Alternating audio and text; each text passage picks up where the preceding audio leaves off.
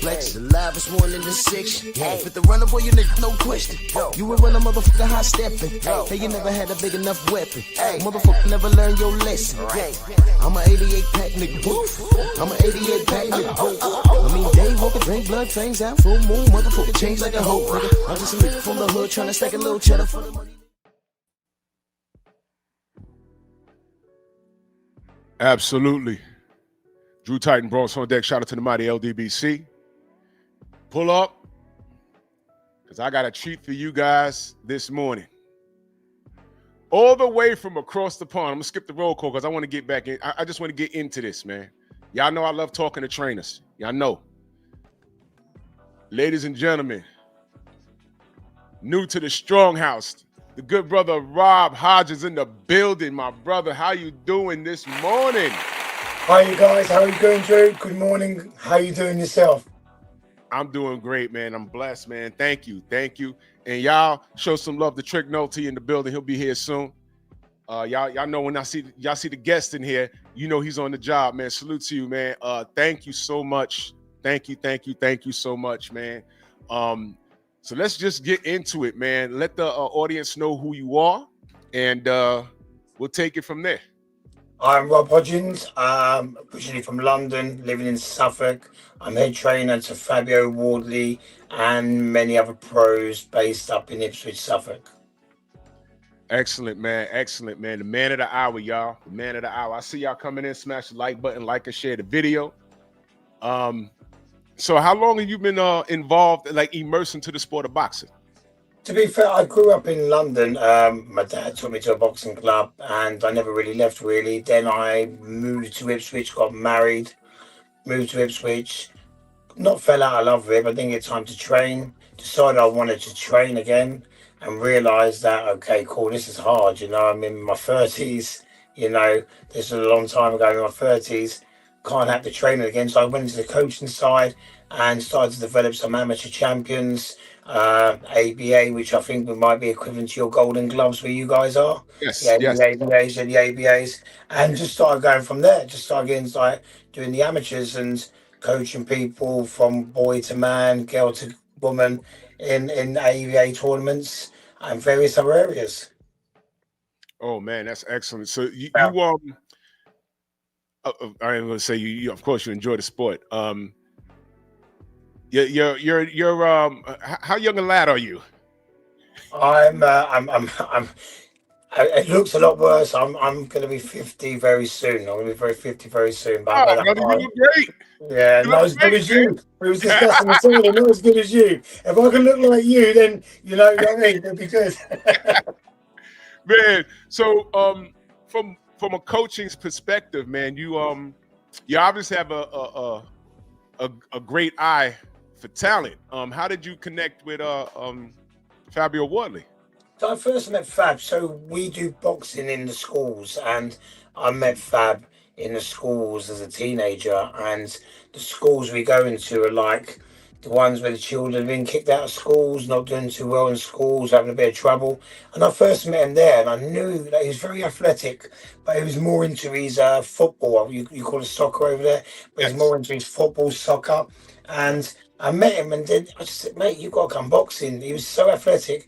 He went, yeah. So he went down the football route, and he could have been professional, but I didn't get to see him until he walked back into the gym at 20. And when he walked into the gym, he come back. He was my height when I first met him. I'm only 5'6", so like it was my height. But then when I met him, he walked back into the gym. He was 20 years old, and he's tall. He was skinny, about 6'5". Walked into the gym, and he said, "I want to take up boxing." Wow! At 20 years old. 20 years old, he walked into the gym. I think he got injured playing football, soccer football, and he thought to himself, you know, I want to do something. I want to continue it. He hit me up through social media. He said to me, "Can I come down?" I get a lot of messages asking people saying, "Can I come down?" And as you know yourself, you've been around boxing.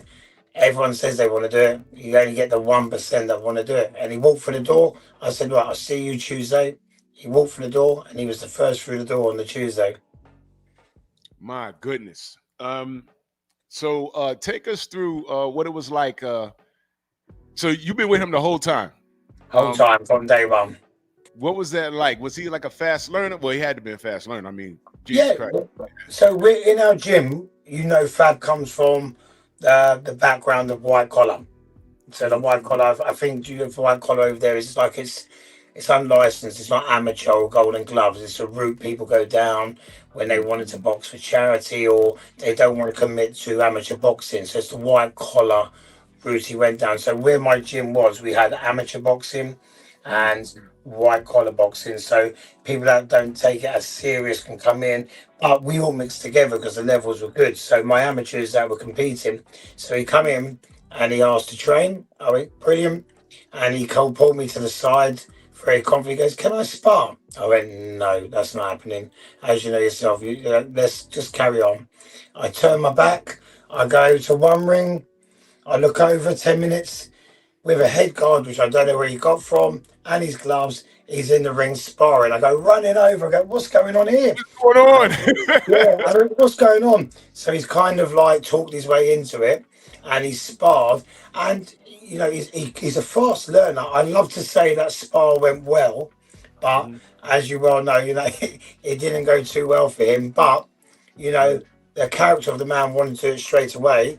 I wanted to learn, but since that day, it's like he's been to the gym and he never left. That's it. Wow. He's never left the gym. It's like he fell in love with it. Some people that could have put off, and you know, he had his own mind. He's very strong mind. He went, "I want to spar." I've told him no. I'm the coach. My back is turned. He's gone into the ring. I'm like, "What's going on here?" But it's the character of the man, and we just fell in love with him after that, and he's not left the gym since. Well, that's a I've seen that a lot. Yeah. It's I've seen a couple of things. You're in the gym and some guy walks off the street. I want to box. In that first training session, you're just working them out. And they're like, "Well, when do I get to get in the ring?" I was like, "Whoa, hold on. There's things you got to learn first." And then when they come back, they try and sneak into the ring and then they get their ass kicked. Yeah, and you never see them again. You never see them again. Never see them again. Yeah. Well, but Fabio, based off what you're telling me, it seems that he needed that to understand this is a science. Yes. This is not you rock 'em sock 'em. So he failed in that sparring session, but he failed. I call failing forward. Yeah. Okay, I got tuned up. Now I need to know what I did wrong. And like you said, that's a great attitude to have. That was a tough lesson learned, but he never left the gym. And those are those things. Those are those intangibles, which makes him a problem for everybody in the heavyweight division. Everybody. Yeah. And that guy, he's a problem for everybody. Ed, what up, Ed? Take yourself off mute, brother. Trick in the building. Hey, good. Yeah. Good morning. Good morning. Good morning, Trick. You good? Yeah, I'm doing good, Robert. How about you, Drew? How about this morning? Good. We good, brother. We good. Yes, it's still Robert. It's still morning over here, man. I appreciate you coming on with us. No. I appreciate you being in the morning. It's starting to get dark here. We're coming up to winter, but you guys in the morning, so you're making the effort. Thank you very much. Yeah, appreciate it, man. Yeah, I want to say, big fan of Fabio's, man. I was talking with Callum Smith Jr. This might have been maybe a few years ago, and he was telling me about Fabio. I think I caught him in his fifth fight against Phil Williams. I believe he fought him. Yeah, he fought Phil Williams in his fifth fight, but he's the first time being on a big platform. He was on the Dylan White, Derek Chisora undercard, the second fight, and we were fighting Phil Williams, and it was like his first time out, and it was like he brought about 300-400 people down, didn't even make the telly, which is fine, and we couldn't even get into the O2 because they started the fight at 4:50 and the O2 didn't open until 5 p.m. So half his fan missed half of the fight. So yeah, so that was our first time against Phil Williams. Yeah. Yeah, that's when I saw him. And then even just backing up what Drew was saying, I mean, with him having no amateur fights, how was he able to adapt to the pro style so good as far as the fight? Yes. Yeah, that's the thing. It's like he wanted to turn. He had the white collar fights, and he said to me, he was knocking everyone out in white collar. There was 4 fights, he was knocking them out. But the level of white collar is obviously, I want you to go do this in the amateurs. But then someone spotted him in the crowd and said, look, I think you should be a professional fighter. So he comes to me and he says, I want to be a professional fighter. And I said, I'm going to be completely honest. I went, that's not happening. We go to the amateurs, we try and win the ABAs, we go there a couple of years and see how we go. And he went, okay. He took the information home, then he rings me back up and he goes, I want to be a professional fighter. I'm going to do this. Are you on board? And I'm like, I saw something in him. He's so talented. And I thought to myself, you know, when you just see someone, they've got a special aura about them, a special buzz about them. And I thought to myself, it went against everything I stand for, because I've been doing amateurs for 17 years at that point. But I knew that there was something special in this kid. And you know what? If you're going to do this, we're going to do it, but we're going to do it properly. We're going to learn on the job. We're going to do like a crash course in doing this. And we went and sparred the very best. To be fair, when we first started out, I don't know if it's like where you guys are, all the amateur clubs closed their doors on me because they said, what are you doing? You are a disgrace to the amateur boxing. And they said, I have friends in London who had amateur clubs saying, why are you taking on a white collar guy? I had places where we are in Ipswich, Suffolk, and they closed the door and we couldn't get no sparring. We could train. So we spoke to an old pro who was based in Norwich called Sam Sexton. He was a Commonwealth. I don't know if you guys, you might not be known over there. Sam Sexton, who's a heavyweight.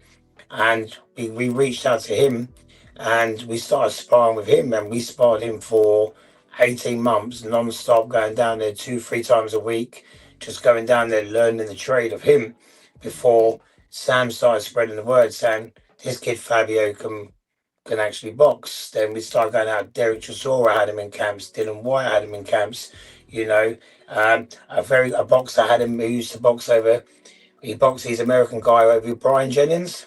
Brian Jennings come over here and he was fighting on a couple of Derek Chisora's undercards. He had Fab as a sparring partner, and then started to develop and grow, sparring Tyson Fury, and he went over to Ukraine and sparred Usyk, and he became known as this sparring partner, but he was still fighting on the small hall shows. But what happened with him is that we went to get these every time we went to turn up to a small hall show, for some reason or another, the fights were cancelled. We've been gloved 3 or 4 times ready to go into the ring, and the fight was cancelled. And it happened 7 times. And I'm saying to him, maybe this isn't for us. We should quit. And he's saying to me, we'll give it one more go. We'll give it one more go. And we did. We gave it one more go. And after sparring Dylan, Fab sat down with Dylan White and said, I'm not getting fights. They're getting cancelled. I'm spending a lot of my money in camps, people buying tickets. What can I do? To Dylan, is there any advice you can give me? And Dylan went, instead of giving you advice, come and meet me the following week and we'll have a chat. And we drove down to go see Dylan, who was training in Loughborough at the time, which is far up north from where Ipswich is. And we got there and he said, how would you like to fight on my undercard versus Derek Chisora, where he fought Phil Williams? And the rest is history. We got that big chance and we've never looked back. Oh my goodness, man!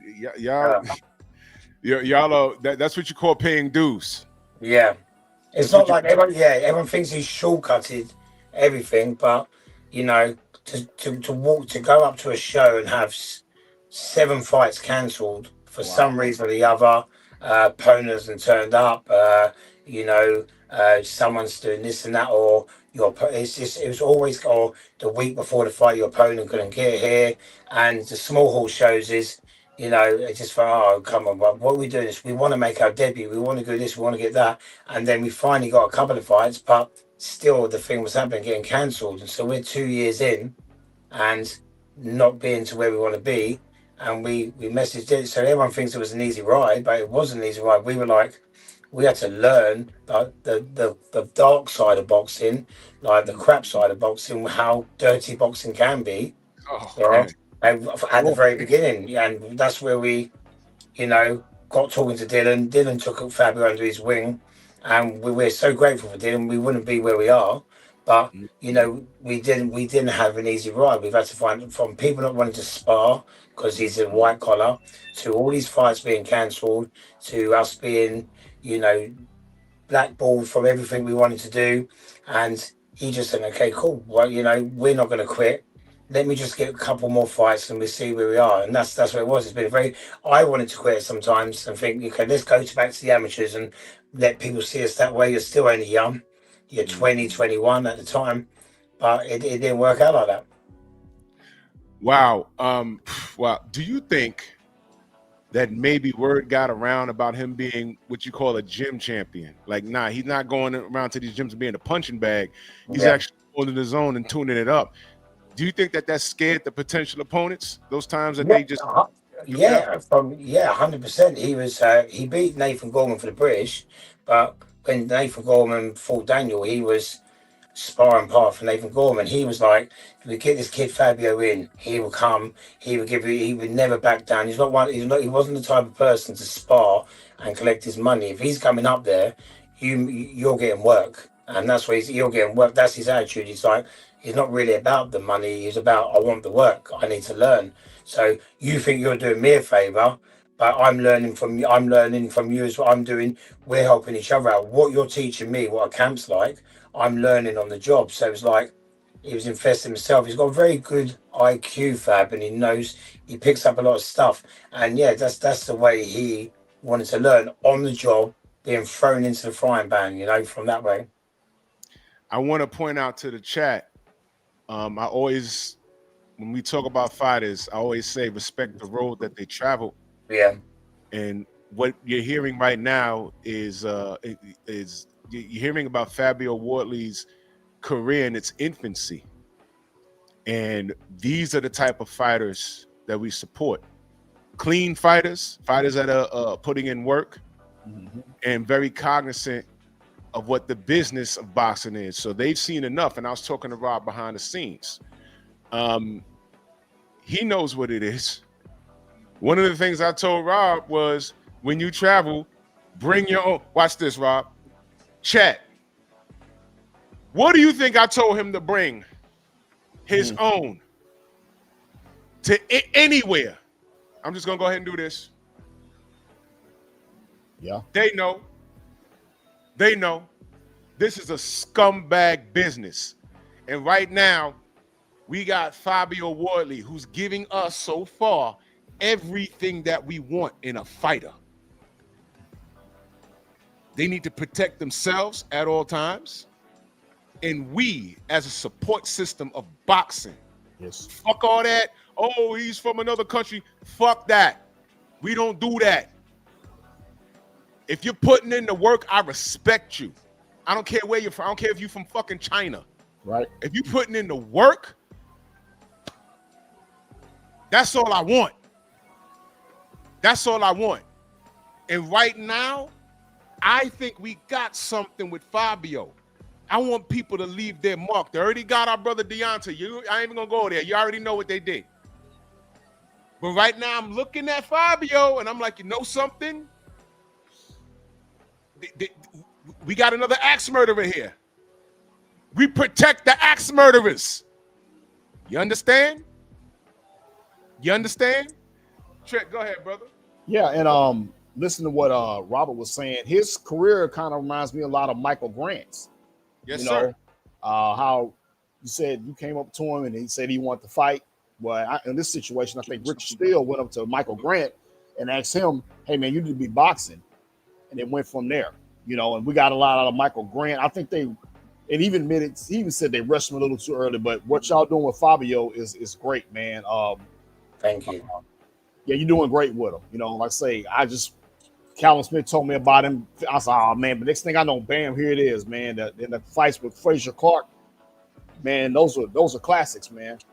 Especially the second fight, was definitely was something else. Man, that's when I knew he was real deal. he was the real deal. That's real what deal. I knew. I said, I literally said, holy shit. I literally said that. Yep. I said, what the fuck? I said, yo, this kid right here, wait a minute. But I'm going to tell you what put me over the moon with Fabio. And here's the thing. Fabio's still getting better. Yeah. He's still getting better. Now, take me through the Hooney fight. As a trainer, how did it feel emotionally watching that from the round when the inevitable happened? Yeah. Take me through that. So I'll take you through just a little bit before the fight. We was due to fight Jared Miller. We trained. Yeah, yes. We were halfway through a camp. The camp got cancelled. Yeah. Jared got injured, and the fight was off. So we had Justice Hooney was offered to us. It was him or Hergovich. Me and Ben Davison, we picked Hergovich because we thought Hergovich would be an easier fight. And you guys know your boxing. To the casuals out there, no, Justice Hooney, in my opinion, is a lot better boxer than Joseph Parker. He is, Yes. yeah. And people that you guys see this, these other people don't see this. And I sat Fab and said, bro, he's going to like literally. He had J.O. Pataya's trainer at the time with him, who had he was, the wash in the window, like how he moved Fabio without even touching him by moving his feet. He was brilliant. He was fast. We had him hurt in the first round, and I think Fab, okay, cool, this guy can be hurt. I'm gonna do this, but Justice come out and he boxed Fab well, and Fab was very frustrated, and it was in our home, home stadium, but the punch he threw was, we drilled a lot of that. I know, so I can say that now because we won. If we lost, we drilled that in camp a lot, and we released a video after of us showing we drilled that. But take nothing away from Justice Hooney. We were worried, Fab was a little bit overwhelmed, I think, by Justice Hooney. And I don't like, Fab would never say it was a bad performance by him, because that takes the credit away from Justice Hooney. Right. Justice Hooney was great boxer on the night, and we had to dig deep and be patient and wait for him to make that mistake, because if we'd faint, he'd come in and we'd faint, and we had to wait for him to make that mistake, and he'd come in with that front foot, and Fab come off the centre line, and he threw the right cross, which we were drilling as well. But obviously we didn't want it to go 10 rounds and be on the edge of a one-sided fight at a time. But, same thing happened with Carl Froch and Jermaine Taylor. Jermaine Taylor was giving Carl Froch a boxing lesson. Yeah, and then, Fab was, if you look at the fight with Justice Hooney, you watch the highlights back, or you watch the whole fight back, it was a dominant performance by Justice, but I don't think he won the rounds, but there wasn't much in some of the certain rounds. So he'd win a round, clearly. Next round, he might have won round 3, but he just won round. It wasn't like he beat him. When I watched it back, and I could be talking from biased eyes, but I'm very honest when it comes to boxing, and I think like he was winning the rounds, but it wasn't a one-sided beatdown, as everyone said. Fab was in it at some points, and boxing went back. But people watch it and go, because he was expected to win Fab in his hometown, he gave Hooney was winning the drama of the fight. He was winning the drama of the fight. He'd win and the last 30 seconds, Hooney was winning. But if you watch the whole fight, I sit there, I'm in my office, I pause it and watch it back. Fabio done good with it. So we learned a lot from that fight. We learned that we started very slow. We learned that, we can't make mistakes like that. But, with Fab, it's like, you're going to have to nail him to the floor, because he won't quit. He could have easily went, I'm losing bad. I don't want to get stopped. I want to survive this and maybe just lose on points and come again. He was like very frustrated with himself. I'm going to get him. And come back to the corner. Okay, Fab, just stay put. I'm going to get him. He never once in that corner believed that he was out of that fight. In his belief in his head, he was like, okay, we're in it. Okay, cool. I will catch him. I just need to set the trap a little bit. I will catch him. And Justice pressed because he smelt victory as well. But he could have, if I'm being completely honest, he could have boxed for the last 2 rounds on the back foot, and we may not be talking now. Yeah. But if something's working for you, why stop it? You know, so we carried on. But yeah, so I think like we were Justice was winning the fight, but we never felt we were out of the fight. We knew we'd be losing rounds. If we fought Hergovich, I think it would have been a better performance because Hergovich styles make fighters. I just think Justice Hooney, and time will tell. In a couple of years, people will look back on the Fabio Hooney fight and go, "Do you know what? Justice is this good boxer. He's a very underrated boxer, and he's fast." And I think Justice Hooney gives everyone problems. When I ended, I'm gonna give it to you in the second trick. When the fight ended, I was talking with a lot of friends of mine, some right here in the chat. I said, we got to see Hooney again. Anyway, that guy, he's another guy. He got a lot of respect that night. I mean, it's boxing. One punch changes everything. And I don't want to say he made a mistake. Yeah. Because when I rewatched the knockout round, that wasn't a Hail Mary. And as like I thought, you just said that y'all worked on that. Yeah. That wasn't a Hail Mary. That was something that y'all worked on. So he threw it. Fabio throws it and it landed. So it wasn't what you call a lucky punch. That wasn't what it was.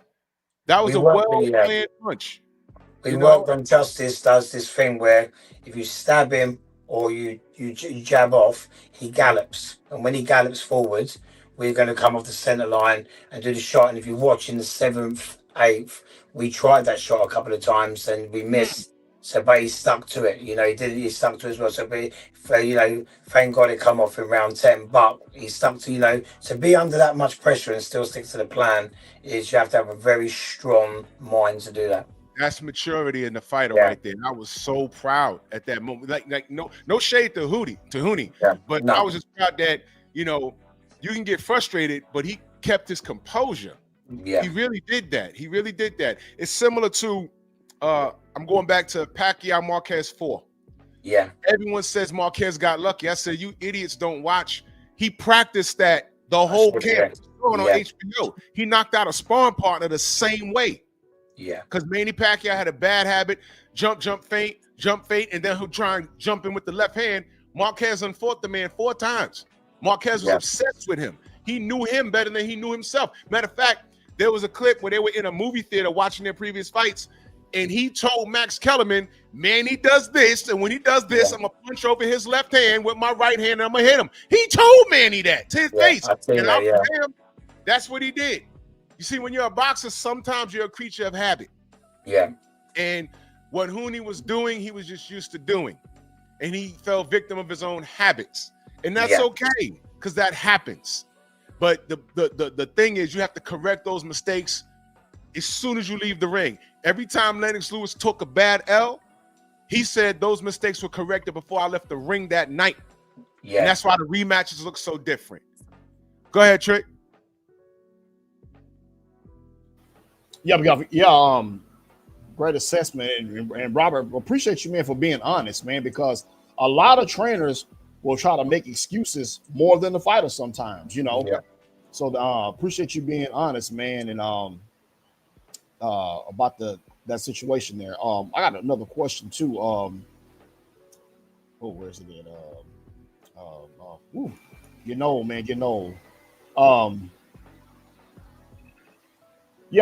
So from what I understand, Fabio was flown in twice by Usyk for sparring. Yeah. I mean, if you give that information out, how did he do in training camp with Usyk? And I got another question after that too. Go ahead. To be fair, Fab enjoyed that. He learned a lot, and he would say to you, he says Usyk is the best person he ever sparred.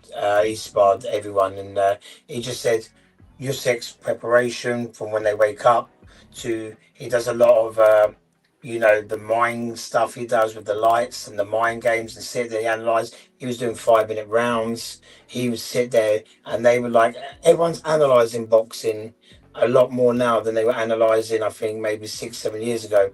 Right. And they would sit there, and Usyk's team would analyze after the spar. Yeah, like Drew said, like Lennox Lewis, when he lost, before he left the ring, he would analyze that and what mistakes. And that's what U6 team were doing. And that's what Fab learned a lot when he had dinner with them, spent time with them. In the spars, Fab's very modest. He won't, because I wasn't there with him for the spars as well. They just needed Fab. Back then, boxers obviously travel over there alone. So he said he learned a lot, but he saw stuff that he could, obviously Southpaw, he found that he thought Usyk was a bit weak to the body, but he said Usyk's punch output was like nothing he's ever seen. And he sparred him for when he was cruiserweight for Tony Bellew, and I think he was in the camp for when he fought Chisora, the first time when he fought Chisora. So he went from cruiserweight camp to heavyweight camp, and he says the training didn't change, and he's just very good. U6 team done a lot of gymnastics, and they incorporate that into their boxing. I remember Manny Stewart saying Eastern European boxers will, in the early 90s, would mostly take over boxing because of they have a gymnastic background, and people looking at Manny Stewart. Oh shit. Wow, that's interesting. Wow. I hope he comes back. Wow, that's interesting. Yeah, he'll come back. This thing went out. Yeah, I wanted to dig into that because when you think about it, Rob, if you can hear us, go out and come back because your picture went out. Usyk, Lomachenko, and Dmitry Pirog. Those guys fight with soul. Yeah. They're different from how the Klitschko boys fought. Very different. So Manny Stewart saw that. The first time you saw Dmitry Pirog, wasn't you a little like thrown off? Like, wait a minute. Why is he moving like that? What's going on here? They fought with soul. So I didn't know Manny Stewart say that. Man, I hope he comes back. Oh, I hope he comes back, man. Well, I didn't know that at all. Manny took. There you go. He's putting it back. Sorry, guys. It just kind of okay. That's okay. You were saying something about the what Emmanuel Stewart said about the Ukrainian fighters. No, he said Eastern Europeans had a gymnastic background. Yeah, and he said this in the early 90s about when before he was in Team Klitschko, and he said he goes, they might be the future of boxing. And they asked him, Manny Stewart, why? And he said, because of the gymnastic background. And that's always been, like, I've always seen that as well. And when Fab went out with Usyk, with all the high training he done, the mental side of it, the physical side, he always said when he finished, he'd be doing a lot of gymnastics, a lot of gymnastic training, and he incorporated that in his training. He just said, he goes, it was a different level out there on every aspect of Usyk. No, I can see Manny saying that, and this is news to me. Yeah, that he said that. But when you think about it, he's actually correct, because in the 90s and into the early 2000s, we were introduced. All right, normally over here, the reputation that the Europeans had was what we called robotic. Yes. But after that, all right, Lennox Lewis started working with Manny Stewart, and he started looking different. Yeah. Fast forward to the late 90s, early 2000s, we were introduced to a guy named Dmitry Pirog. You remember him? Yes. And watching him, we're like, I'm gonna be very frank, we were like, yo, white guys don't fight like this. Yeah. What is he doing? And then we saw later on Lomachenko. And we're like, yo, what is that? And Golovkin, not so much, but he's just a power puncher. Yeah. But we started to see a change. And it's like basketball. Dream Team 1 was so dominant because the world just wasn't better. 30 years later, the world got better. Yeah. And it's like boxing. We've watched boxing in Europe go through a change. And now everything's even for the most part. Yeah. For the most part, everything's even. Aside from, fights not happening due to this guy's on Queensberry, this guy's with the PBC. Yeah. Never mind that bullshit. But I'm watching the level of talent, and it's evening out.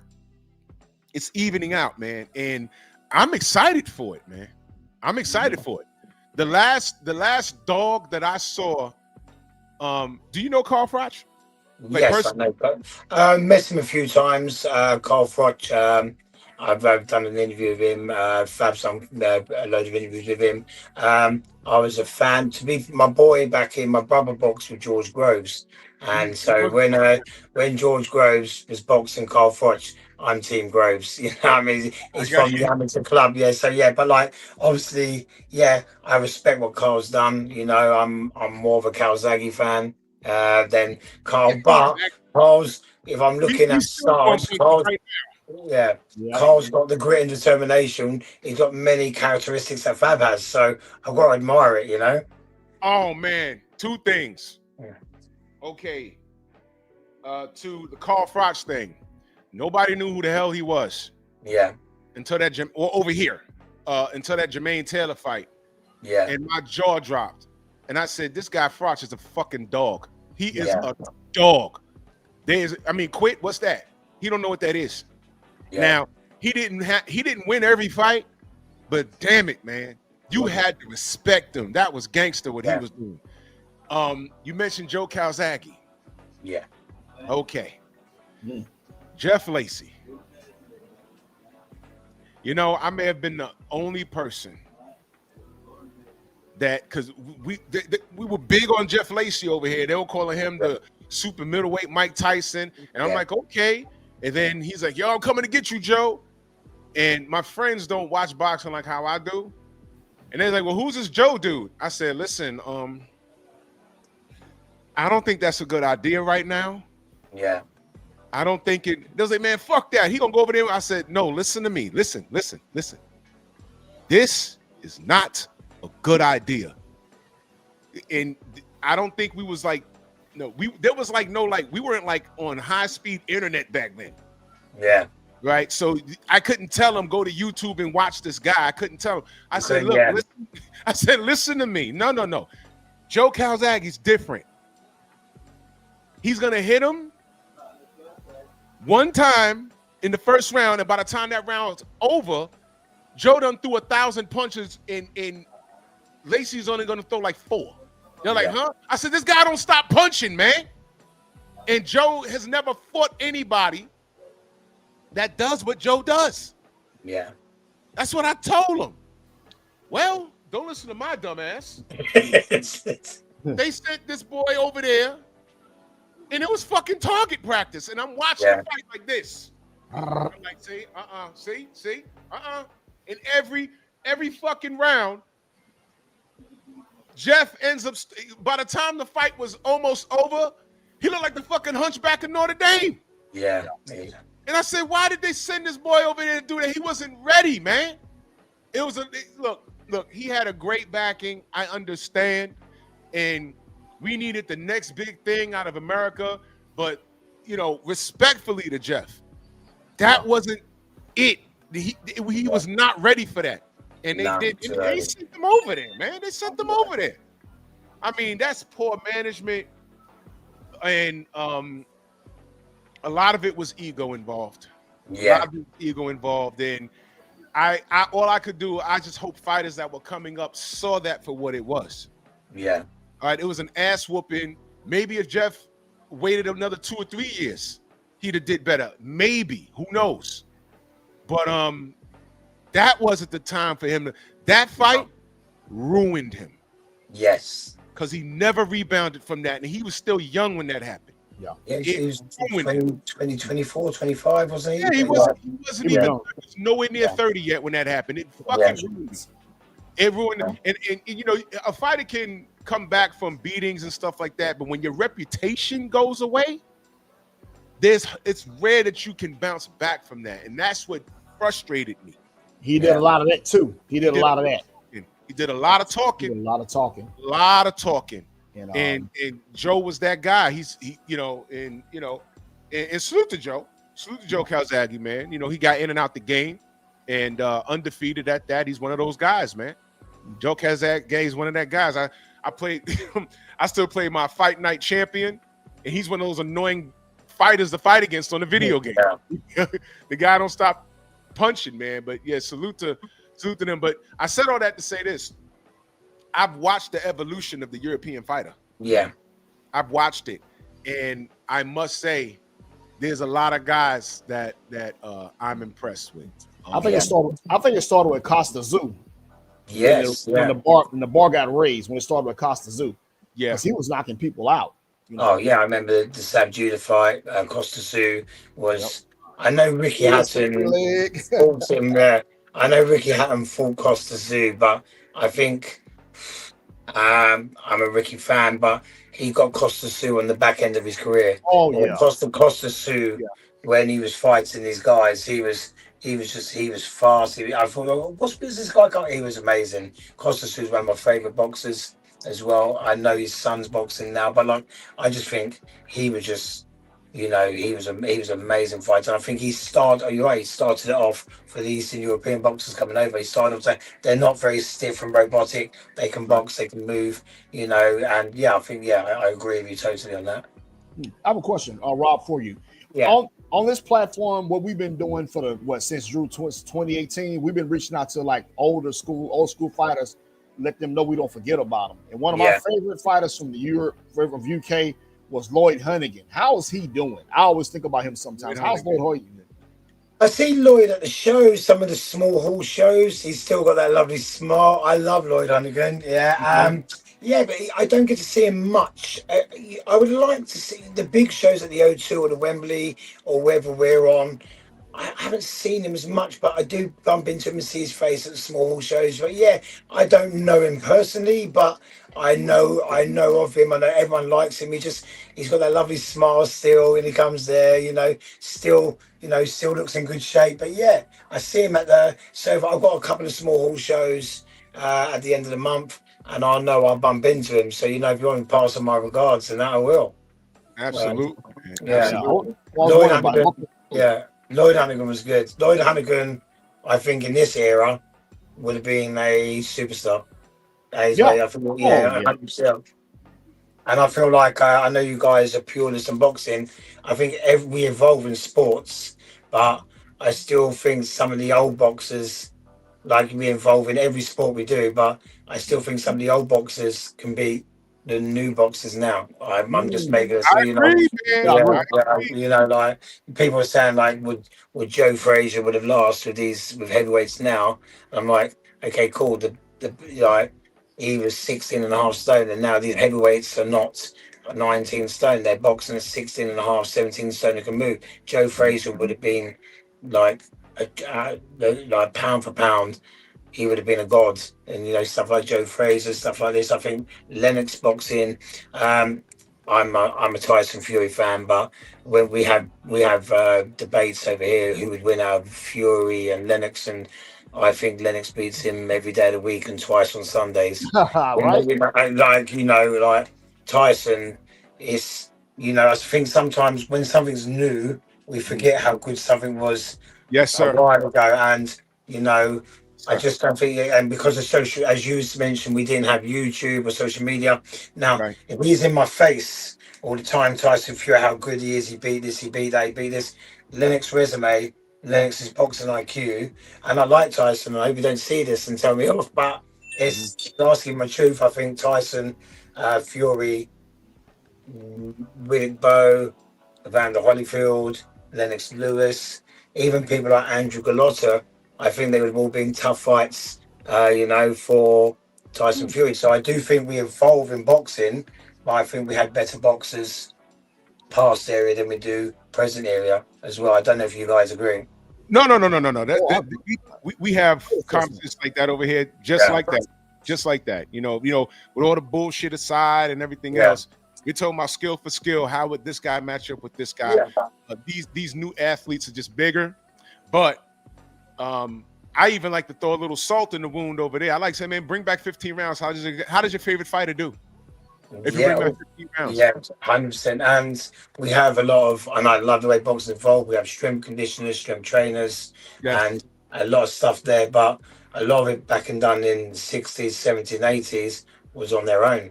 No one got you up at 4 a.m. No one got you chopping wood. No one You know, I remember Steve Collins when he fought Chris Eubank, and he Yeah. won the first fight in the rematch. And you don't see this no more. Steve Collins rented a house, and the gym was 6 miles away, and he jogged to the gym. Oh, Yeah, wow. left his box and stuff there. Once the gym's session's finished, he's there 3-4 hours. He has to jog home. There's no car. In his mindset, I have to run home after the session. So he's jogging 12 miles a day, and it's just that we don't. I don't think we see How do that you now.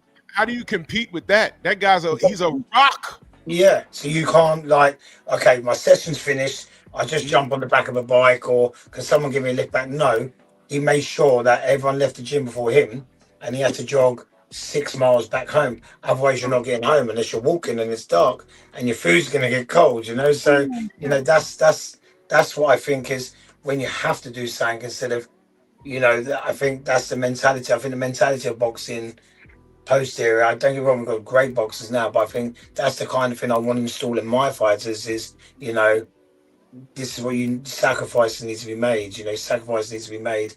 And that's what if you want to get to the top, that's what you need to do. You need to dot the I's and cross the T's. Now I agree with that 100%. Speaking, you mentioned Eubanks. Yeah.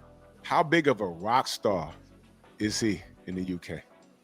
Senior, we're on that. So senior is he's one of my favorite fighters. What he done.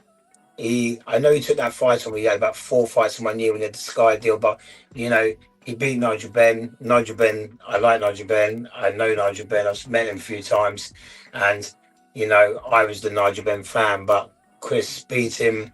Chris, you know, he was just one of my favorite. The confidence he had, the ring walks, what he done way before Prince Nazim.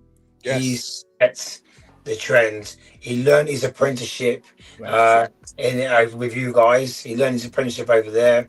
You know, he's done the same when he sent his son over there. He just, you know, if you want to be a boxer, this is what you've got to do. And the character of the man is, you know, he done a talk show. So like, if you ask a boxer now, what do you want? They go, I want to be paid, and rightfully so because they're entertaining. But he done a talk show many years ago, early 90s, and they say to him, why do you box? And you know, everyone, Nigel Benn, all the other, we box because we love it, we want to be world champion. And he clearly said in the early 90s, I want to be paid. I'm a prize fighter, I want to be paid. And everyone looked at him saying to him, is that what you do it for, is the money? And the British public like, oh, he wants it, you know. People didn't start liking Chris until he lost.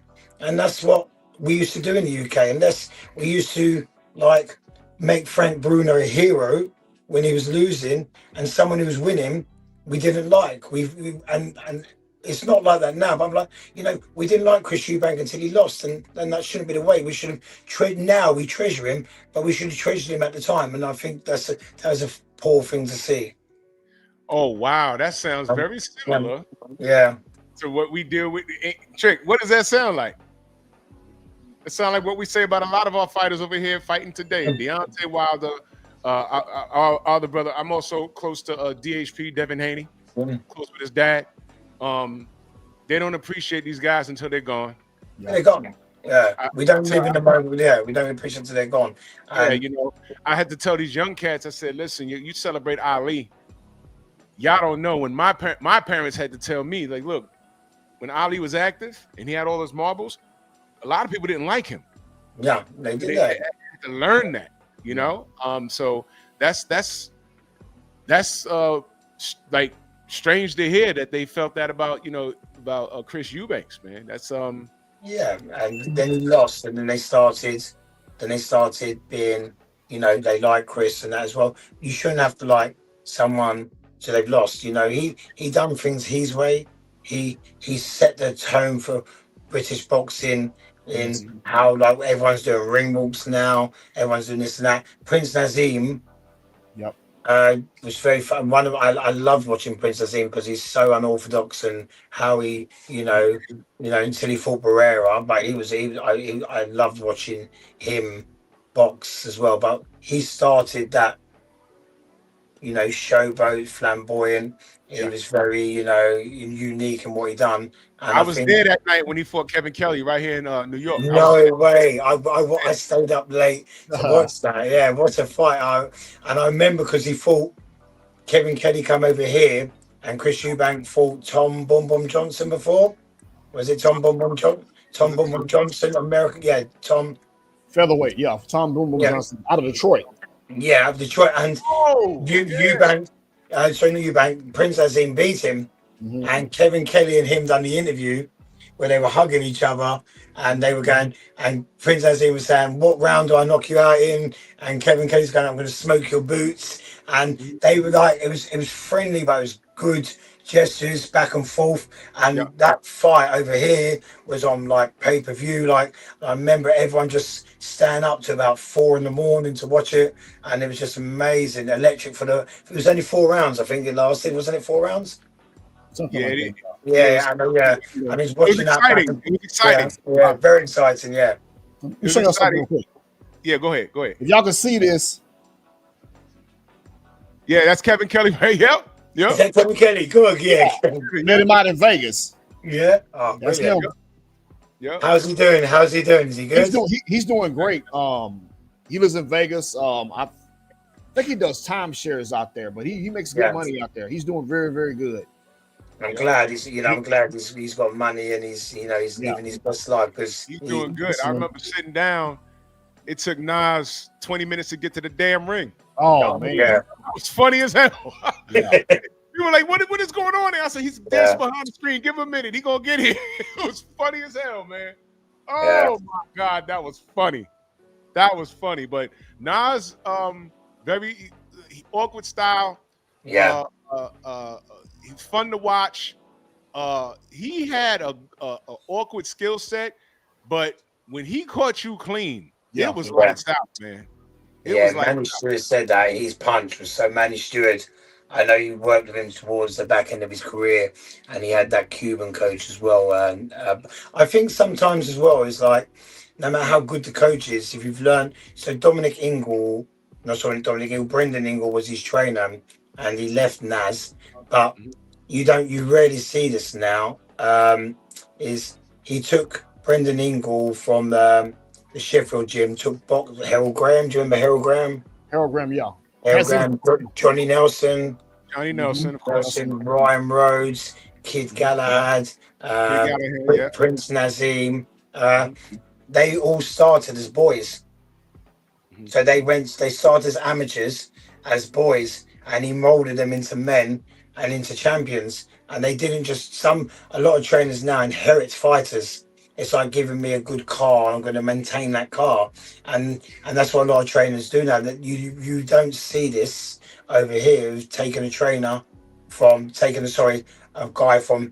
10 years old and make him to world champion. And you don't see that. That's very like Customato when they take him from boy to man. And it was I think that's I don't think we'll ever see that again. Like I've met, obviously people say you took Fab from the beginning from there, and I knew him as a boy. And if we do achieve that, but boxing as a kid in the amateurs, I met Fab when he come back in the gym when he was 20. But from the amateurs, from Prince Azim walking through that door, Harold Graham, Johnny Nelson, I think that's a credit to the coach. I think like he moved on, he went with Manny Stewart, and I think Manny Stewart's a lot better coach for everyone. He's one of the best coaches in the world. And him, Eddie Futch and Ray Arcel are the best coaches ever.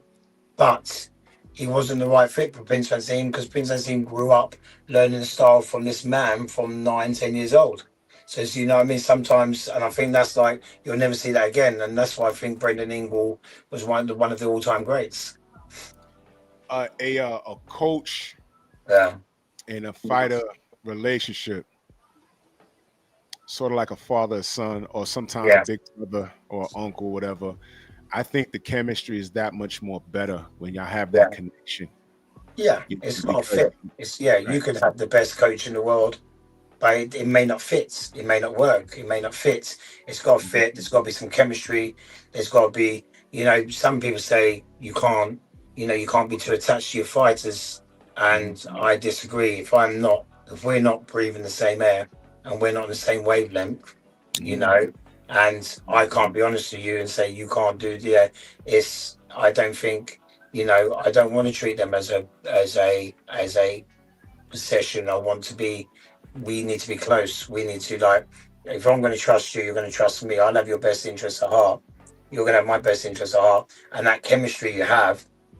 And I've trained some fighters where we don't have chemistry and it doesn't fit. And I have to sit them down and say, this doesn't fit, this doesn't work. Maybe try this guy here, you know. But I think, and people say I'm too close to my boxers, and I don't. I disagree. I think for me, I get where the other side come from. If we're not close, then how can you go to battle? You know, the man behind you has got your back. You know, the other coach may know a lot more than you or be more experienced, but you know your fighter. If something's wrong, yeah, no matter amount of coaching is going to help. You know your fight. What's wrong? Tell me. You know if your fighter's hiding an injury or he's got a problem outside the ring.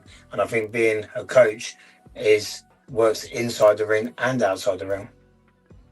No, I agree with that 100%. Fabio's not the only person you're training. Who else are you training? I'm training a guy called Gideon Jonas. He's fighting for the southern area.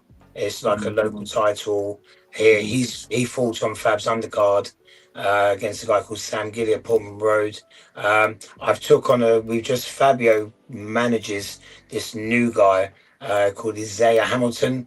I'm training him. I've had him as a kid, and I'm very excited about him. I don't want to blow. He models himself on Mayweather.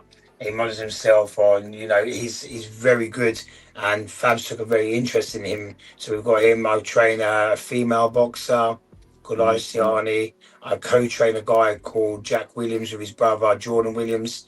Yeah, so it's just, we're obviously London and up north is the places for all the boxers to be. Ipswich is a very small place, and because of Fabio, he's like brought a lot of people on. People are doing it the amateur way, the correct way, and coming through. So, you know, it's like I don't have to go always to London to find talent. I'm gonna kind of unearth the talent in Ipswich and try and build from there and see where we can go. You know, and I think Ipswich is, because of Fabio, he's kind of trail said what we can do, and there's a lot of talent wherever you go. And now people say, okay, you can come from Ipswich and box and make your way there. So I've got 5 or 6 fighters on the card. I've gone back to coaching amateur at my old amateur club when I'm not with Fab or with some of the boxers, because if I don't be around boxing, I get very bored. So, and I get bored. So, like, my wife goes, "Can we do this? Can we do that?" Yes, I'm on my phone watching videos, studying videos on YouTube, watching boxing science IQ, just going through there. It's like a drug to me. I'm addicted to it. But if I'm sitting in my house too long and there's no fights about, I would go down and train with the amateurs. And I think until I can stop breathing, that's what I'm going to be doing. Man, bring them all this way, because we promote fighters that are actually doing the work. Forget all of this glitter and gold teeth and all this other nonsense. We promote the fighters that are doing the work. Brilliant. We got fighters over here. There's a fighter I'm going to talk to soon, named Keith Cologne. And I believe his dad, man, they're doing the work. We want to talk to the fighters doing the work. The money's going to come, but do the work now. You lay that foundation now. You do the work now, and all that other stuff, that's going to come later. It's going to come later, but do the work now, man. We support the work. Yeah, you was going to say something, brother? Yeah, Robert, I want to piggyback what you said about having a relationship with your fighters, and I think that's a very, very good thing, because if you look at it like when Fabio won, how you jumped on top of him, that's love, man. Yeah, that's love, and that's respect. And I look at it, a trainer like how Teddy Atlas used to do. He used to talk at his fighters and not to his fighters. That's my opinion. Yeah. You know, I remember when Lennox Lewis and Shannon Briggs fought. I remember him telling Shannon Briggs in the corner, "I know you're big, I know you're strong, I know you're tall." He just, to me, was talking at it. He wasn't talking to him, giving him instructions, maybe to get out of the way of a certain punch or move a certain way to get out. You know, he wasn't doing that. So yeah, I agree with you 100%. I believe it's great for a trainer and his fighter to have a great relationship, kind of like Manuel Stewart and Tommy Hearns. It was like a father figure situation, you know. So there. Thank you very much. Appreciate it. The thing is with Fab is we hit a lot of roadblocks where like the doors have been closed on us and everyone thinks he shouldn't be there because he hasn't gone through the amateur routes. And I'm on board with that because if I wasn't involved, I'd be telling a young you have to go down the amateur route because that is the way you need to learn. But and we had a lot of doors closing us and we've had a lot of heartache and it hasn't been an easy ride and Right. we keep getting written off. We used to hate the white collar tag where everyone goes white collar Wardley and we used to hate the tag because we know he was better than white collar, but we embrace it now. Like we're like, okay, cool, yes, we are more so Fabio because I was there. You've come from the white collar side, embrace it. And everyone's writing you off from when we fought Simon Viali for the English title. He was a Commonwealth gold medalist, written off from David Adelaide, who was a national champion, written off from Fraser Clark, who we had more pro experience than him, but he was a bronze medalist and the next best thing, written off. And this is where we wanted to keep, proving people wrong, and that spurs us on. And we for the Joseph Parker fight, I truly believe we were going to win, and we worked on that. And I see how we were the underdogs. He beats John. So after we fought David Adelaide, Joseph Parker was in Saudi, and he beat Simon King. And the talks were of Fab fighting Joseph Parker then.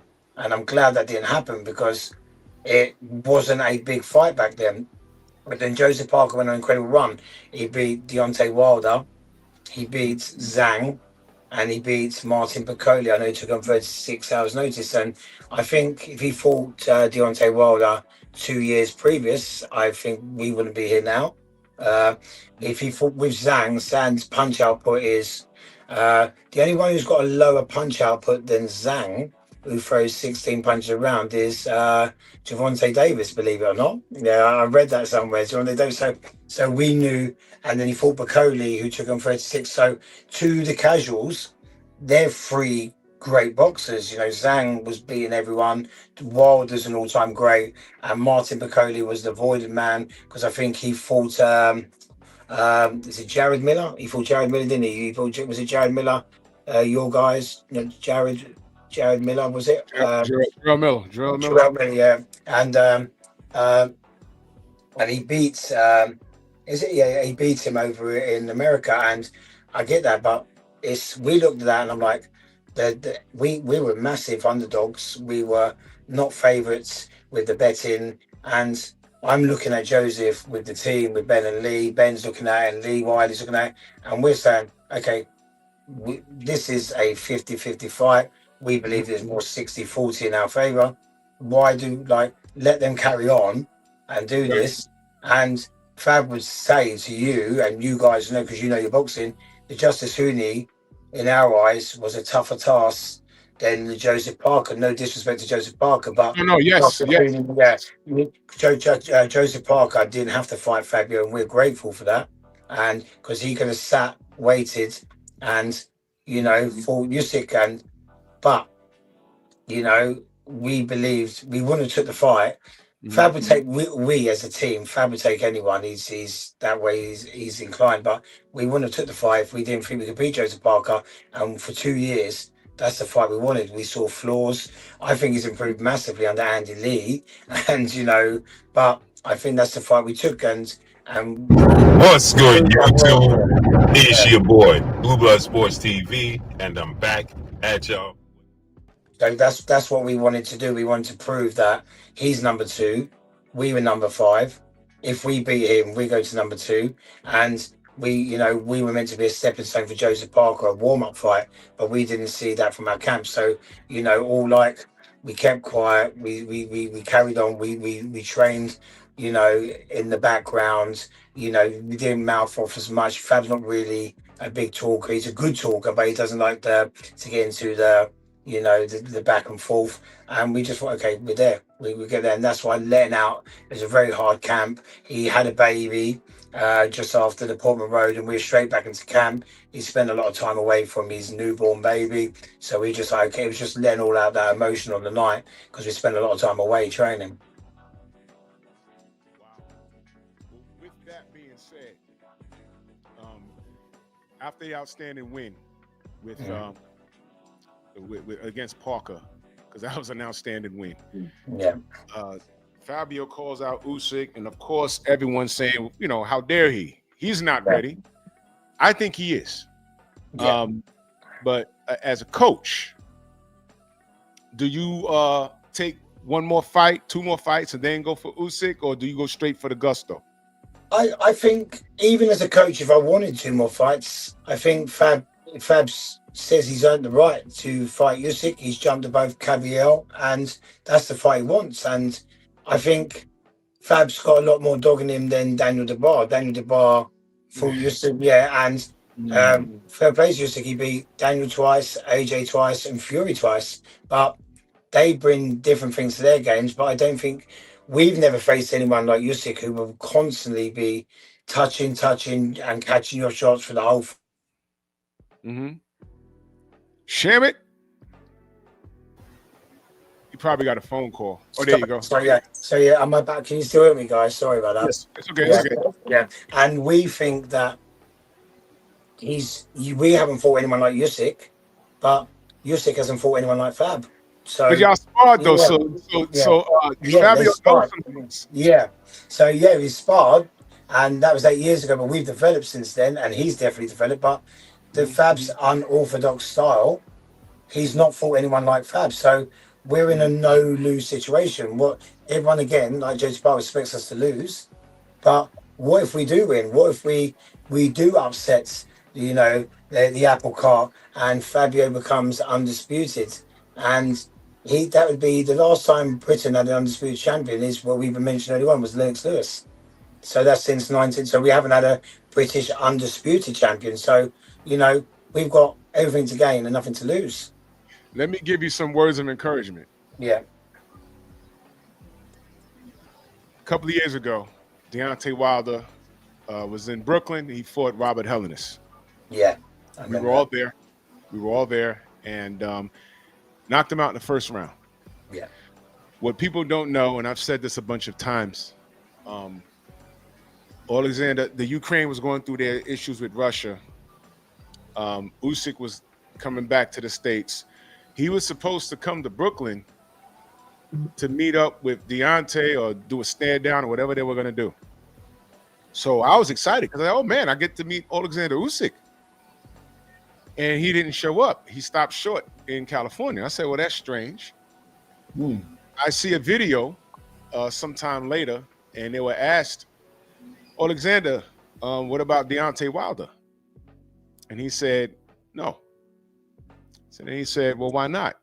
And his answer was, because. Yeah. That was the answer. And people will say now, well, he'll never duck Deontay. Well, we talk about awkward styles.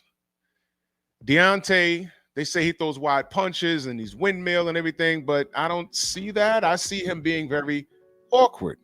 Yeah. And with that being said, he's also very strong. It's Usyk would have to train to fight a guy like that. Yeah. And punches will be coming from weird angles. It's similar like when people try and train for before Manny Pacquiao got too polished up, he was very awkward in throwing punches from all angles. But if he caught you clean, he'd hurt you. Yeah. Now, Deontay Wilder was the heavyweight version of that. So Usyk wasn't jumping at the bits to fight Deontay. And I know that. So now here we are in 2025. Here comes Fabio Wardley. Fabio stylistically is not Deontay at all. No. But that right hand is what we call a motherfucker. Yeah. And what he brings to the table is power, stamina, and he can be just as awkward. Sometimes, not boxing in the gym since you're 5 years old, sometimes that can help you because you'll do things that are not conventional. They're unconventional. And how do you prepare for that? And plus, Fabio sparred with him, and he told you, man, I saw some things. Yeah. that he can exploit. Similar to when Deontay Wilder said, "Hey man, I'm for that Vladimir Klitschko smoke because I sparred him and I saw some things," and they never made the fight. Yeah. They never made the fight. So I said that to say this: I think Fabio Wardley is ready. Yeah. I think he's ready. To me, look, I'm no promoter, and I tell my audience all the time, stop. It's okay to be a fan of the sport, but stop trying to talk like you're a promoter. Fans aren't supposed to be saying, let this fight marinate. No. Say what it is. Either your guy's ready or he's not. No, I don't want to see him. Like I just told you, Jeff Lacey back then, I said, he's not ready for Joe Calzaghe. I'm not going to sugarcoat it, say, oh, let it marinate, let it get bigger. I'm not getting any money from this. He's either he's ready or he's not. Fabio's ready. And I'm going to tell you why Fabio's ready. Because Alexander is almost gone. He's almost done. He has the accolades. He's a Hall of Fame fighter, 2-time undisputed. It doesn't get any better than that. And I think now Fabio could get him. Yeah. I think you get him. I think the timing's now. I think it's not a mismatch. No. I think Fabio has the intangibles to take care of business in that. And it's not going to be easy. Usyk has to be, if I counted pound for pound, if I counted heavyweights in a pound for pound list, because I don't. Yeah. But if I count them in a pound for pound list, you got to put Usyk there. You have to. But being that he's a heavyweight, you don't. But Usyk is that dude. But I think Fabio's next up. Now, with that being said, there's a lot of work in that division. Yeah. In the event that Usyk is not next up, you guys, y'all pretty much can do anything at this point. Yeah. What direction would you go? Well, if you're sick, I do think he's going to take it because I think he's a very proud man. And if he has to give the WBO to Fabio without facing him, then I hear the IBF will have to go, and then they want Frank Sanchez to possibly fight Daniel for it. So then he starts to lose a grip on the whole of the belts. But if that's the way he does go, everyone rates Cabello, and I do myself, and I know he's a great body puncher, but I would like to face Cabello. I think Cabello and I just think he's not as fast. I think Cabello's record is good. I know he beat Makhmedov, but we saw Makhmedov, there's flaws in him. I know he was this great until he lost to Guado, and then he lost to Cabello. So, but you got Lawrence Okoli, who's unbeaten at heavyweight at the moment. Daniel is making his own way back. Daniel, that would be a great fight. Obviously, we train at the same gym as Moses Atuma, and I think Moses is going to be something's first. Watching him day to day, I can see the kid's only 20, and I sit there like that. Yeah, he's amazing. Rob, he's amazing. I'm going to go on record saying this, Rob. I know people are high on Moses Atuma, and I know it's possibly a marketing thing, but Fabio's better than him. Yeah, thank you for saying that. Yeah, but I just feel like you can see how good Moses is, and we're from the same stable. I wouldn't like to see them fight yet. If the powers that be get them together when they both got the title, then be there. So it's do I want to see Fab fight Tyson Fury or Anthony Joshua? No. Have I seen fights like that made? Possibly. There's rumors that Joshua and Fab could fight. Fab gets some, because he will be awarded the WBO. If he says no, Cabello's good fight. There's a lot of people in those names. So where Fab's had to work his way up now, he becomes, I'm the man where I've got the WBO title. Who would be a good fight for me? He can not pick and choose as such, but he can direct his path, because he'd be made WBO champion, and from white collar to WBO champion is not unheard of, so this is like, I want the Usyk fight, but if it doesn't happen and we're awarded the WBO champion, there's still many great fights out there that Fab can have. And what's happened now is that he's exciting. Everyone wants to watch him, and I think that's why Fabio beating Joseph. If Joseph won, everyone would love to see Joseph Usyk. But now everyone, I don't know if it's a big noise over there.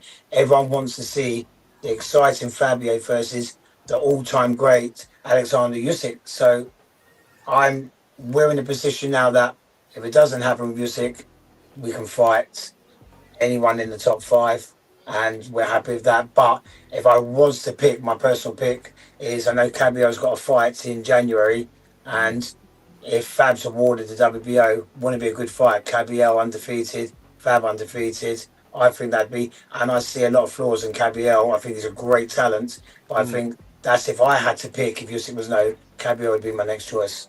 God. Or maybe even the Joseph rematch if they call for it. You know, I know there's been rematches for less, so you know Joseph still feels like with the stoppage.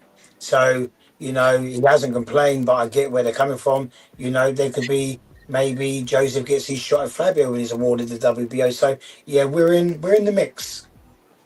Robert, I'm glad you brought Cabio's name up. You know, he's fighting the undefeated Polish guy, Damian Nyba. Yeah. I think it's a tough fight for him because this guy moves and he punches to the body just as he does, just what he does. So can you break that fight down? I think the record of Cabio and experience may be too much. But obviously we're rooting for Cabio because it works for us. But I don't think it's a given fight like everyone's saying. Like you said, he's very big, but he can move well. And he does go to the body. But I also think he can keep Cabio at range as well.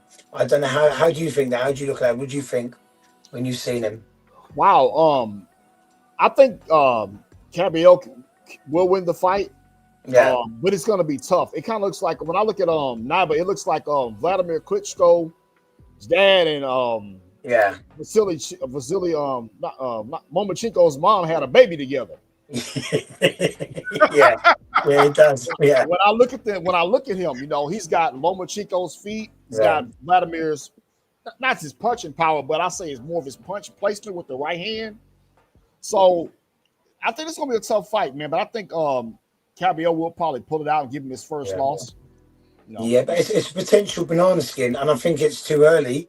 But if he's going to if he beats Cabio, he's in a good position as well. Not as high up where Fab's done, but he's in a great position as well. He jumps up the rankings. He leapfrogs Cabio. So like that's he's in a no lose situation. I expect him to win, but I'm glad you said that because we were talking about this the other day, Fab. We were talking about his feet were very good, but it seems to have gone under the radar. They just think it's just a person with an unbeaten record, a padded record to fight Cabio just to move him on and keep him busy until he changes for the top. But I'm glad you said that because we were talking about this in the car the other day. Well, I'm glad. I don't want you guys worried about Joseph Parker because what I'm going to do, you see, I'm cool with Frank Warren, and I'm gonna snatch that fight from you, Rob. It's gonna be me versus Joseph Parker. It's me versus Joseph Parker. It's already set up. It's gonna be me versus Joseph. You look in better shape. You look in better shape. I like it. Yeah. I'm gonna get him for you. I'm gonna get him. I'm gonna do it for $1 million. That's all I need. I'm trying to retire. Get him off our backs. We don't want him no more. Get him off our backs. Y'all go ahead and get Cabio because I'm not doing that. All right, Joseph, y'all already done softened him up. I'm gonna go get him. Y'all get Cabio. But seriously though, and salute to Joseph Parker. He's a good dude. And salute to Joe Joyce because we did a stare down in Vegas and he's crossing his eyes and I'm trying to look serious. I was cracking up, man. That guy, he's a funny guy, man. He's a funny guy. Do you remember at the last event when Frank Warren brought out all the heavyweights? Yeah. I noticed one set of guys was on his left, which was on television. It was our right. Yeah. And he had Cabio away from everybody. Yeah. And I said, he did that crap for a reason. Andrew Cabio is a killer. So I got to salute you. Y'all guys are running in the burning buildings. Y'all want all the smoke. I got to respect that, man. I got to respect that. we're not here to make numbers. You know, look, if we want to be the best, and we you know, the boxing in the 90s, you know, everyone fought each other, and you know, with what's going on in Saudi, he wants the best fights, and sometimes we watch boxing where people do match against each other, but it's maybe 3-4 years too late. When we had Lennox Tyson, we had Mayweather, Pacquiao, and we don't want to see those fights 3-4 years too late. So we're in here now, you know, like at the end of the day, if Caballero's number 3, Fab was number 2, and he's been moved up to number 1 recently today, I think by Ring Magazine. And he's over, so yeah, Tyson Fury. I saw something on his social media. I may have got it wrong, but he's been up to number 1. So what we can read into that is, okay, cool, you're 16 this as well. So, but you know, we don't want to have, you know, Fab wins the WBO, he's allowed a voluntary defense, and I know the man that Fabio is, his voluntary defense isn't going to be, it would be against anyone in the top 5. He goes, he's not there, you know, he wants to test himself against the best. He's got this attitude, never give up, which you can't train. That's all him. Never give up, dogging him, you know, big heart, tough chin, which we don't like seeing to get hit. You know, he ticks all the boxes. If you hit him, he's like an old car stereo. You have to hit him a couple of times to make him work, you know, like that. So he's, you know, he wants the very best, and he's worked hard for it. So if it's not Alexander Usyk and it's Caballero, you know, we welcome it, and we take that, you know, with you know, with both hands, and go into a camp. You know, it wouldn't be an easy fight, but I think what I've seen, there's a few flaws in there. Like everyone thought Justice Hooney gave everyone the blueprint for Fab, and I know Andy Lee worked on the blueprint. Oh, this is what Justice Hooney done, but Joseph Parker wasn't Justice Hooney. You know, so like the same thing is like, you know, we've watched the fights. I've seen stuff in Caballero that people has fought, and I think Fabio brings something different, and I think stylistically Fab would be a lot quicker to the punch than him, but that's mostly just my opinion.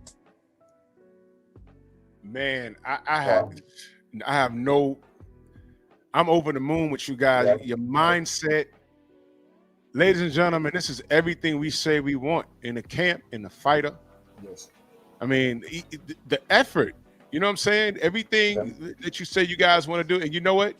No bullshit. I believe you. Yeah. I believe you. I believe you. And if you were to have a fight, you said you wanted to fight in America. Yeah. Who would it be, and where exactly? You said New York, right? Yeah, New York, man, Square Garden, New York. As you know, it's Fab's dream. He's, as I said, his dad's from New York, to fight out there. You know what how it would be. And I know the funny thing is, Usyk wants to fight in America. We've been hearing for a few years now. He's ticked the box at Wembley. He's ticked the box. If, you know, I do think if it is with Usyk, it'd be in the UK. But why not bring it to New York? You guys out there know Usyk. Fab's trying to make that. It's a dream for Fabio to fight, you know, over in America. He's ticked boxes. He's headline shows. He's chief supported the biggest shows. Better Be Ever Bivol. You know, he's always wanted to fight in America. He was over there for the first Katie Taylor Serrano fight, and he said that was the best atmosphere he's ever been to. He was over there at the time. It was free. He goes, that was the best atmosphere, and he's come back and saying, I want to fight in America. I want to fight in America. So if it was, and I was to fantasy pick, would be Usyk and Fabio, Madison Square Garden, and that's it. Yeah. Then you can put a pin in me. I'm done. That's it. And it's my dream as well. But it's, you know, we've got to go follow his dreams. My mate. Yeah, I grew up watching boxers in the 80s and 90s and seeing the big fights in America, and how America boxers dominated everyone for many years. And you know, me and Fab talk, and we, you know, he knows I study. So yeah, that's my fantasy fight. Fabio, Alexander Usyk, Madison Square Garden, for anyone to see. Fabio could bring the fans over. We might get like the Ricky Hatton fans that come over for Mayweather. you know, and Castillo's, There's a lot and of Ukrainians in yeah, New yeah, York. There's a yeah. So lot. yeah, Yeah, and then yeah, what you know, and that ticks a box for Usyk as well. I know it's his dream to fight in America. That ticks his box. So there's what he's in charge. We have to dance to him. So if he says we're going to America, we're going to say, oh no, we're not going to go to America. We'd happily go. That's the dream for Fab as well. You know, he can maybe stop in and pop in and go see some families got over there at the same time. man, I buy a front row seat for that, man. Oh. I would love that, man. As a fan, I'd buy a front row seat. If I was following Fabio and I love Usyk, and I'm from Suffolk and I had nothing to do with Fabio, I'd be booking my tickets and getting on that plane if that's the thing. I hope it's over there. Do we need to give something to the UK fans? Possibly. Maybe if we beat Usyk, then we defend one at Wembley or the O2. But you know, if it's Fabio's dream and Usyk's calling the shots and it's his dream to fight in America, and that's the dream becomes a reality. That's another box ticked on Fabio's list. Well, I'm with that because I'm a supporter of the sport, and you guys are doing right by the sport. Usyk is doing right by the sport, and it doesn't shame me to say that UK fans, they're what American fans used to be in the 80s and in the 90s. Yeah. United States fans, they've lost their way.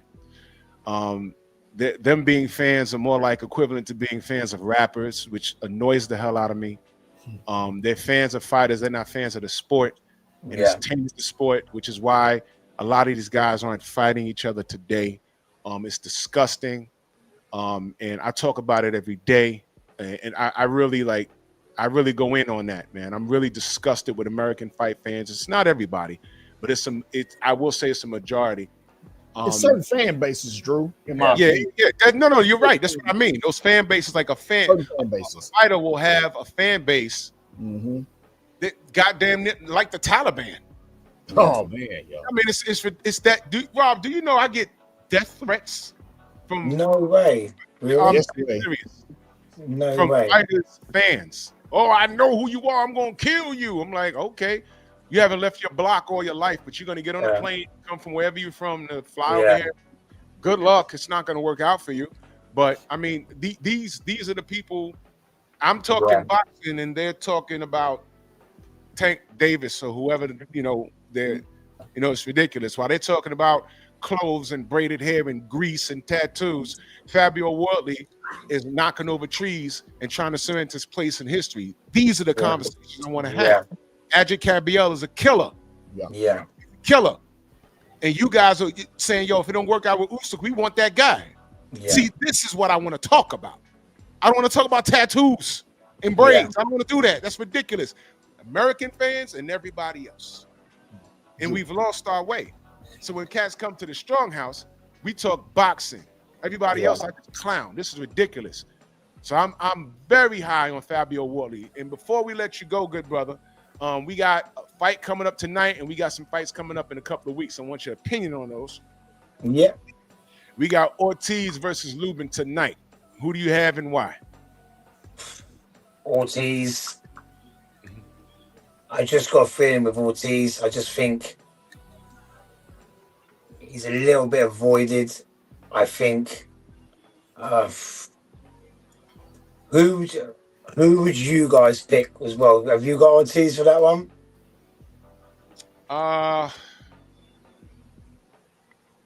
Here's the thing. My mind is telling me Ortiz. Yeah. Right. But then I watched the weigh-in. Yeah. He didn't look properly. He looked dehydrated. Yes. We were talking about that last night. One of my boxers was saying he looked dehydrated, but yeah, I just think I'm a fan of Ortiz as well. I'm a fan of Ortiz. Yeah, it's I would say 70-30 Ortiz. Yeah, I would totally agree with that. Yeah. How he looked off the scales bothered me. Yeah. And that's what gives Lubin the 30%. Because Lubin, he's one of those guys, if you don't get him out of there, He's the going first to be 4 there. to 5 rounds, Yeah. he's going to be there. Because people don't remember. They just remember how Erickson Lubin looked after he fought Fundora. But people don't remember. He came back late and dropped Fundora. Yes. Came back late. Now, Ortiz, I don't recall him being in an actual dogfight. You know, so I say 70-30 Ortiz, but I wouldn't be surprised. Yes, I get, yeah, 100%. If Lubin pulls it out. We got Devin Haney versus Brian Norman Jr. Your thoughts on that? I like Devin. I met Devin a few times when he used to train with Ben Davison.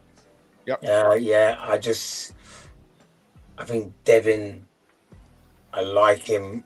I think, you know, the Garcia fights was a blemish on his career, but his boxing IQ is amazing. I am a Devin fan. I'm going to back Devin 100% for this. Yeah. And I think possibly late stoppage. I don't know what you guys think on that. I was gonna say the same thing. If Yeah. it doesn't go to the cards, Yeah. I think unless Bryant now, I'm friends with somebody that's also very close to the Norman team and sparred with him and everything. I've known about Brian Norman for the last maybe 4 to 5 years. Yeah. Before he actually blew up, and everything's been consistent. He's a strong kid. Very strong. Nice kid. Met him and his dad. Nice kid. Salute to him and his dad. However, to say that someone just has a puncher's chance, Yeah. to say outside of landing something significant, you're not going to win. No. And I say this, you know, no bias or nothing, unless he. Now I was told that Brian has a second gear that I haven't seen. Yeah. I have to see it. I think Devin his feet are too good, and I think his power is underrated. Very underrated. He's got great power, Devin. Yeah. Very underrated. So I'm gonna pick Devin. I'm gonna say unanimous decision, but if he stops Brian late, that wouldn't surprise me either. No. And he makes a statement, and I think he wants to make that statement. Yeah. Hayden Devin. I think, you know, I'm stopping him. He wants to make that statement. I think if he senses it in the later rounds, I think he's going to go for it. Yeah, we're gonna find out some things in the championship rounds. Yeah, looking forward to them. I'm watching them fights tonight as well. I'm watching them things tonight. I've got to the stage where I used to stay up and watch the fights till 6 in the morning, like when you had the old fights coming on. But now I'm old. I set my alarm. I wake up and it's there. The telly's on. I fall asleep on the sofa. I'm still committed. I'll get my sleep in before. I know, bro. Sometimes I have to stand up. I can't sit down. My couch just gets too comfortable. Yeah, too comfortable. Like the alarm's on. If my alarm don't go off, like that alarm, like I'm cursing that alarm out, you know. But yeah, I've got 2 alarms set. Hey, Drew. Yes, sir. Yeah, let me give y'all my opinion about these fights, man. Yes, sir. When I saw the weigh-in yesterday with Virgil Ortiz and Lubin looked fantastic, man. I mean, he's in shape.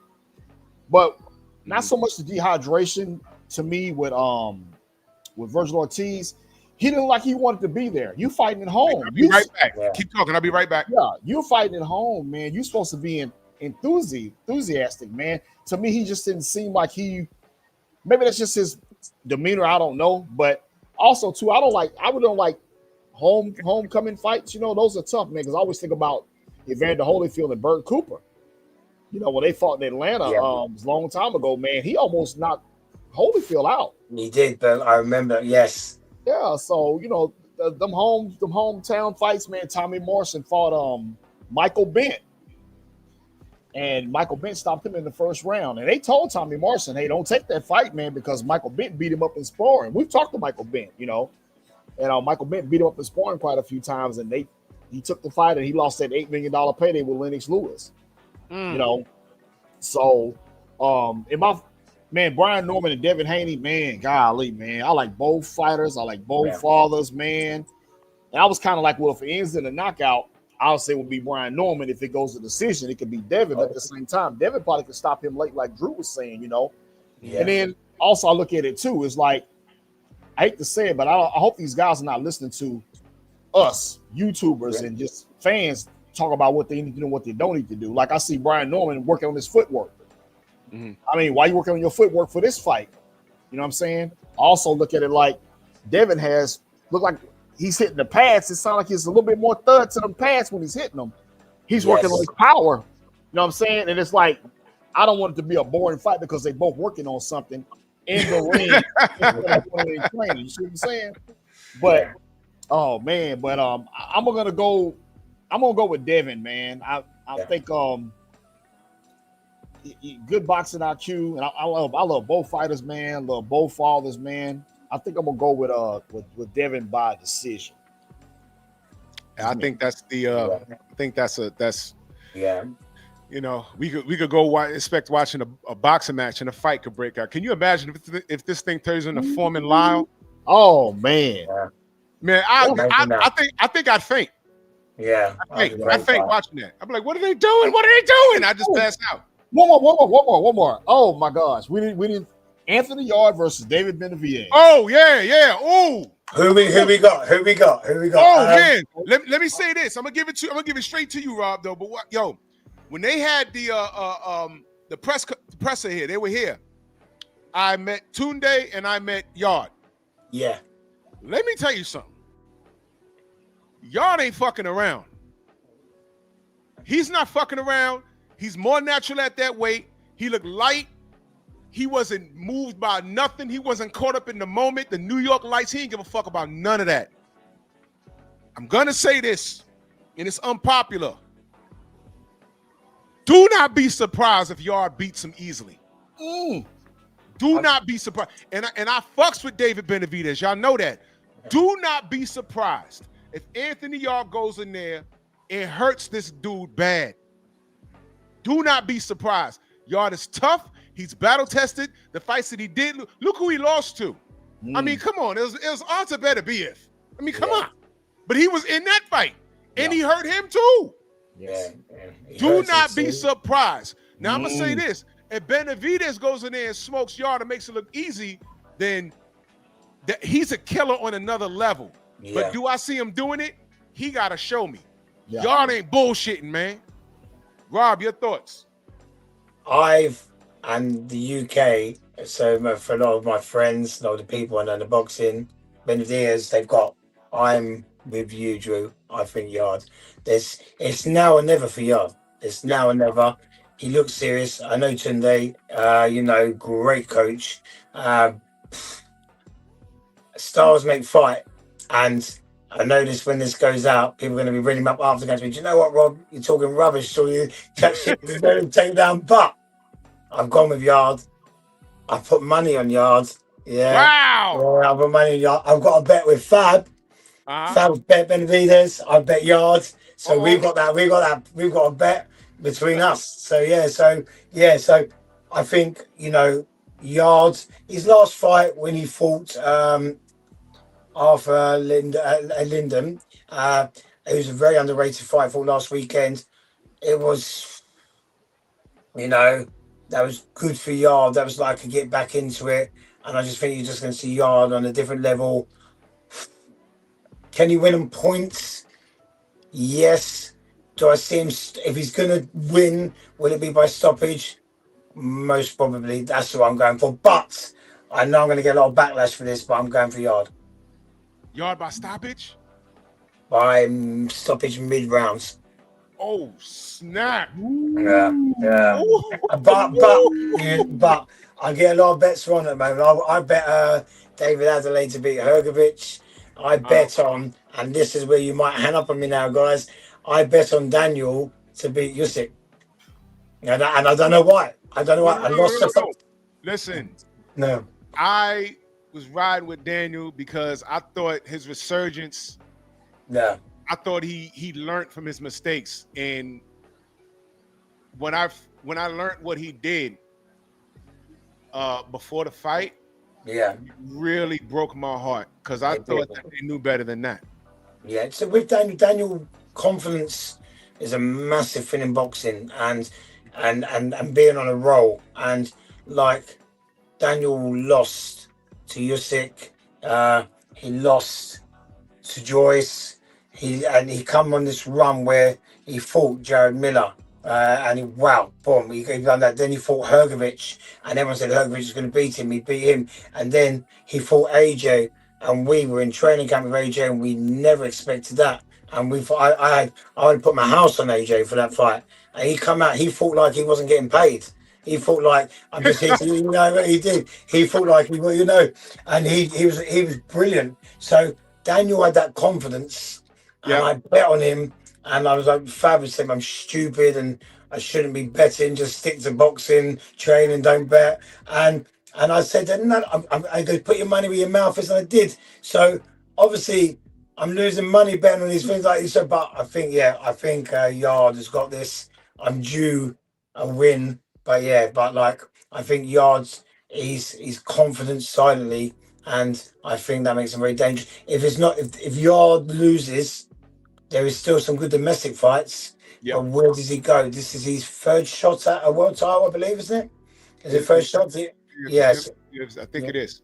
Yeah, so if Kovalev was a title shot, right? Kovalev had a belt when he fought him? Yeah, it was Kovalev, Beterbiev, who else did he lose to?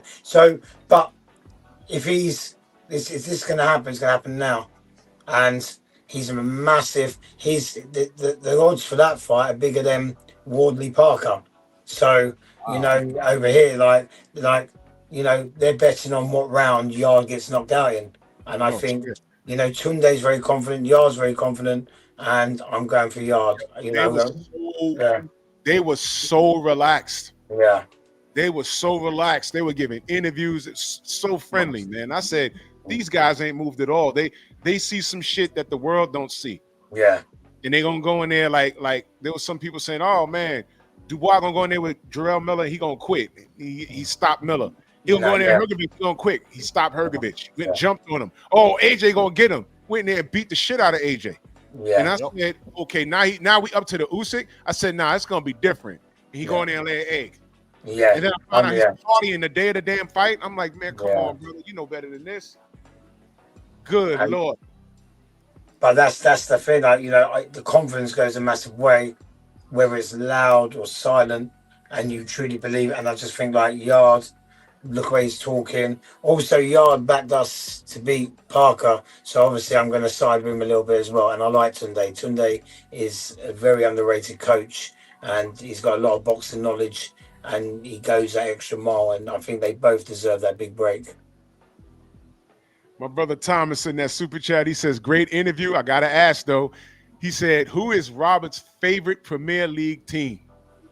I'm going to let him down. I've got a team in the league below. My team are two teams. I'm from Ipswich. Obviously, I'm going to back the Tractor Boys, but because being from London, I'm a QPR, Queen's Park Rangers. So I'm one tier below. We're not in the Premier League. We should be in a couple of years. But yeah, I'm a QPR fan. Yeah, Thomas. Sorry, Thomas, mate. I do watch Premier League football every Sunday. Yeah, every Saturday. But my team don't make the telly at the moment. You know, I'm gonna stay to my roots. Well, Rob, thank you so much for your time, man. This was great, man. This was great. Thank you for having me. I do appreciate it. If you can get Fabio on with us on time, let us know, please, man. Because we're look, he's developed some fans out here, and if you guys make it to New York, man, it's over. It's over. If we come to New York, we gonna hook up, guys, and do this in person. Oh man, it's gonna be, man. Listen, we're gonna make a riot out here. I'm telling you, because we respect the work out here. Yeah, we respect the work, man, and all this other flashy bullshit. That's not what we about over here, man. We about the work. And Fabio, you and him, you guys are doing everything right, man. You guys are doing everything right, man. And I ain't gonna be mad at y'all when y'all reach that pinnacle and y'all get the shot call and do what you want to do. I support that shit too. Thank you very much. I appreciate it. Hell yeah, man. Rob, I got you locked in. I got both your emails, so you know I'll hit you up. You know. Well, thank you very much. I'll hit you up. Stay in contact. I really do enjoy this, guys. Thanks for having me on. Thank you very much. Any other fighters you want to bring on? Let me know. Definitely. I've got this new kid. I'd say Zai Hamilton. give him a bit. But yeah, I'm very excited about him. You know, he's got me. I've not been this excited since I met Fab 10 years ago. You know, Wow. you know, like yeah. So like, I've got good fighters, and they do this what I'm on about. You know, they're very good. People won titles. They're challenging for titles, but the excitement in this kid is the thing when Fab walked through those doors 10 years ago, and I think, you know, if we can achieve a half of what Fab did, you know, we're going places. Oh man, I can't wait to meet him. Yeah, brilliant, guys. Thank you very much, guys. Thank you very much. Thank you, brother. Thank you You so take much. care. Thank Till you. next time. Man, that was big, man. Shout out to you, Trick, man. I appreciate that, man. I appreciate that, man. Appreciate you, man. You know, just I've been chatting with him, man, on Facebook and stuff like that, man. And man, he was definitely excited. So we didn't get him last week, so we got him this week, man. And man, he dropped some gems on us, bro. He dropped some gems, man. He dropped some gems. Did, man. Who the hell wants to run towards Cabiel, man? Damn. That is respectable. You're right. That is respectable. They ain't no, man, look, man. Gone to the day. And you know what? This is why I appreciate. Now I know, look, Turkey's not perfect. Right. But I appreciate it. You know why? All of that letting fights marinate until it builds up. You notice that conversation hasn't been had since he got into the game? Yeah, I haven't heard nobody talk about it. Right. You're right. Disappeared. And I love it. I love it. I love it, man. So I support Fabio Wardley, man. I think all of those heavyweights, because Frank Warren's running the heavyweight division right now, man. Yeah. And I think he competes, if not beats all of those guys in outstanding fashion. Yes. And Thomas said earlier in the chat, he gives him the edge, and I give him the edge over Moses Satuma because Fabio's now battle tested. Yes. He's battle tested, man. And man, this is great, man. Again, man, thank you for this, brother. He'll be back. And yeah, we'll have him back, man. Definitely have him back. Yeah, and if they ever get to fight in New York, you already know what we're gonna do. You already know. Hey, how about this one? If he fight an American heavyweight, let him fight Michael Hunter. I can see that fight. What you think, yo? What you think? Me and what's his name been talking behind the scenes about? You and what's his name? Miles. Oh shit. Yeah, Okay. yeah. Cool. Well, Hunter got some work coming up. I told Miles, because Miles been on the move, man. They just had something up in Catskills. Yeah, I saw him. Yeah. He had something up in Catskills. He was up there. So he's been making a lot of moves. Michael's looking to get in the mix. And if y'all don't know, Michael was the last guy to give Alexander Usyk like legitimate fits in the ring. Yeah. Like legit, he almost beat him. Like legit fits.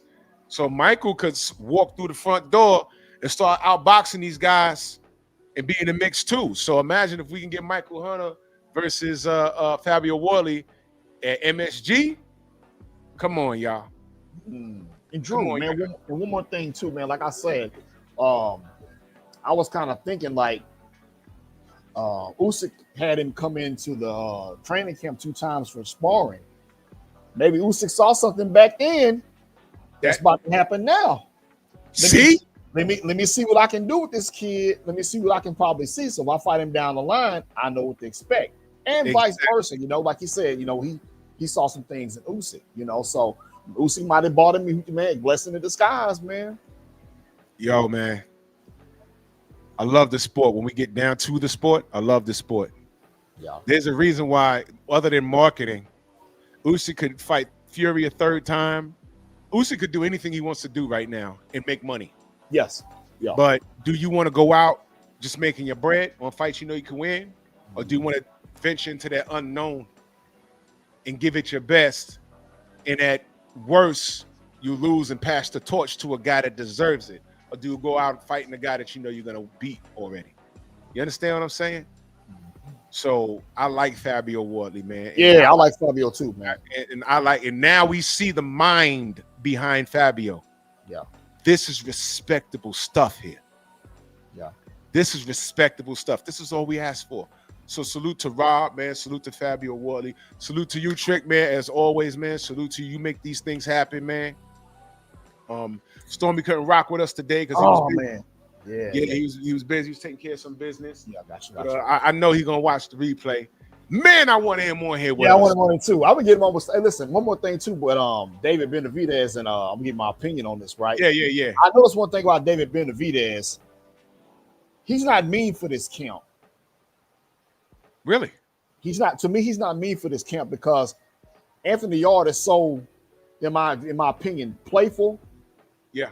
He hasn't said anything bad about David Benavidez. He hadn't, hey man, you failed a drug test, you on cocaine. He didn't do him like what's the guy did him?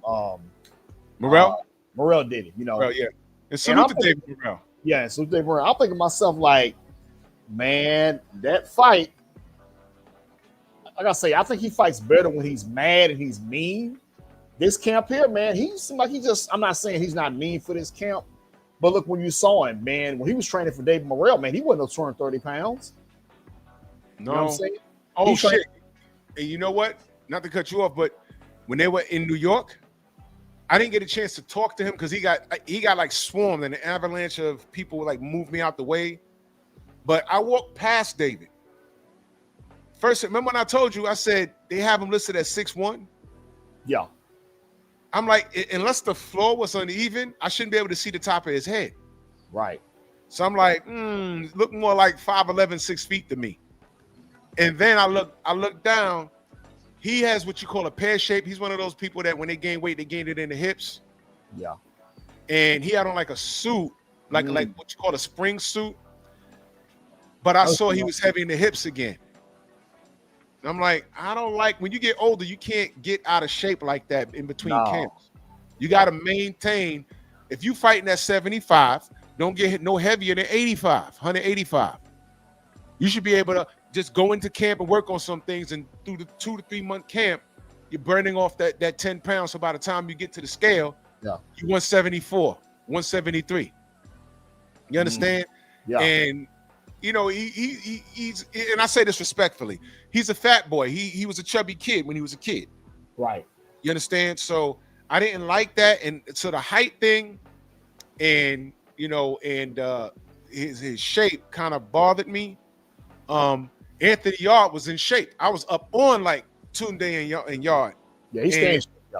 He's in shape. And I'm like, he's in shape. He's not moved, and he's more natural at 75. Benavidez can make 75, but it's not the same 75 that Yard is carrying around. Yeah. Yard is all muscle. All muscle, yes. David is, and I'm not being disrespectful. I'm just going, y'all know he has a dad body. He has a dad body. And then, but when it comes to fight night, he's in shape. Yeah. I don't like it when fighters get older and they think they can just do that. It don't have to be 30 days of a fat camp before you start working on things. It don't have to be that. So again, like you said, if he's not mean in this and he's just saying, hey, this is another day at the office, Anthony Yard with his experience, this is not the guy you want to go in here and do that shit with.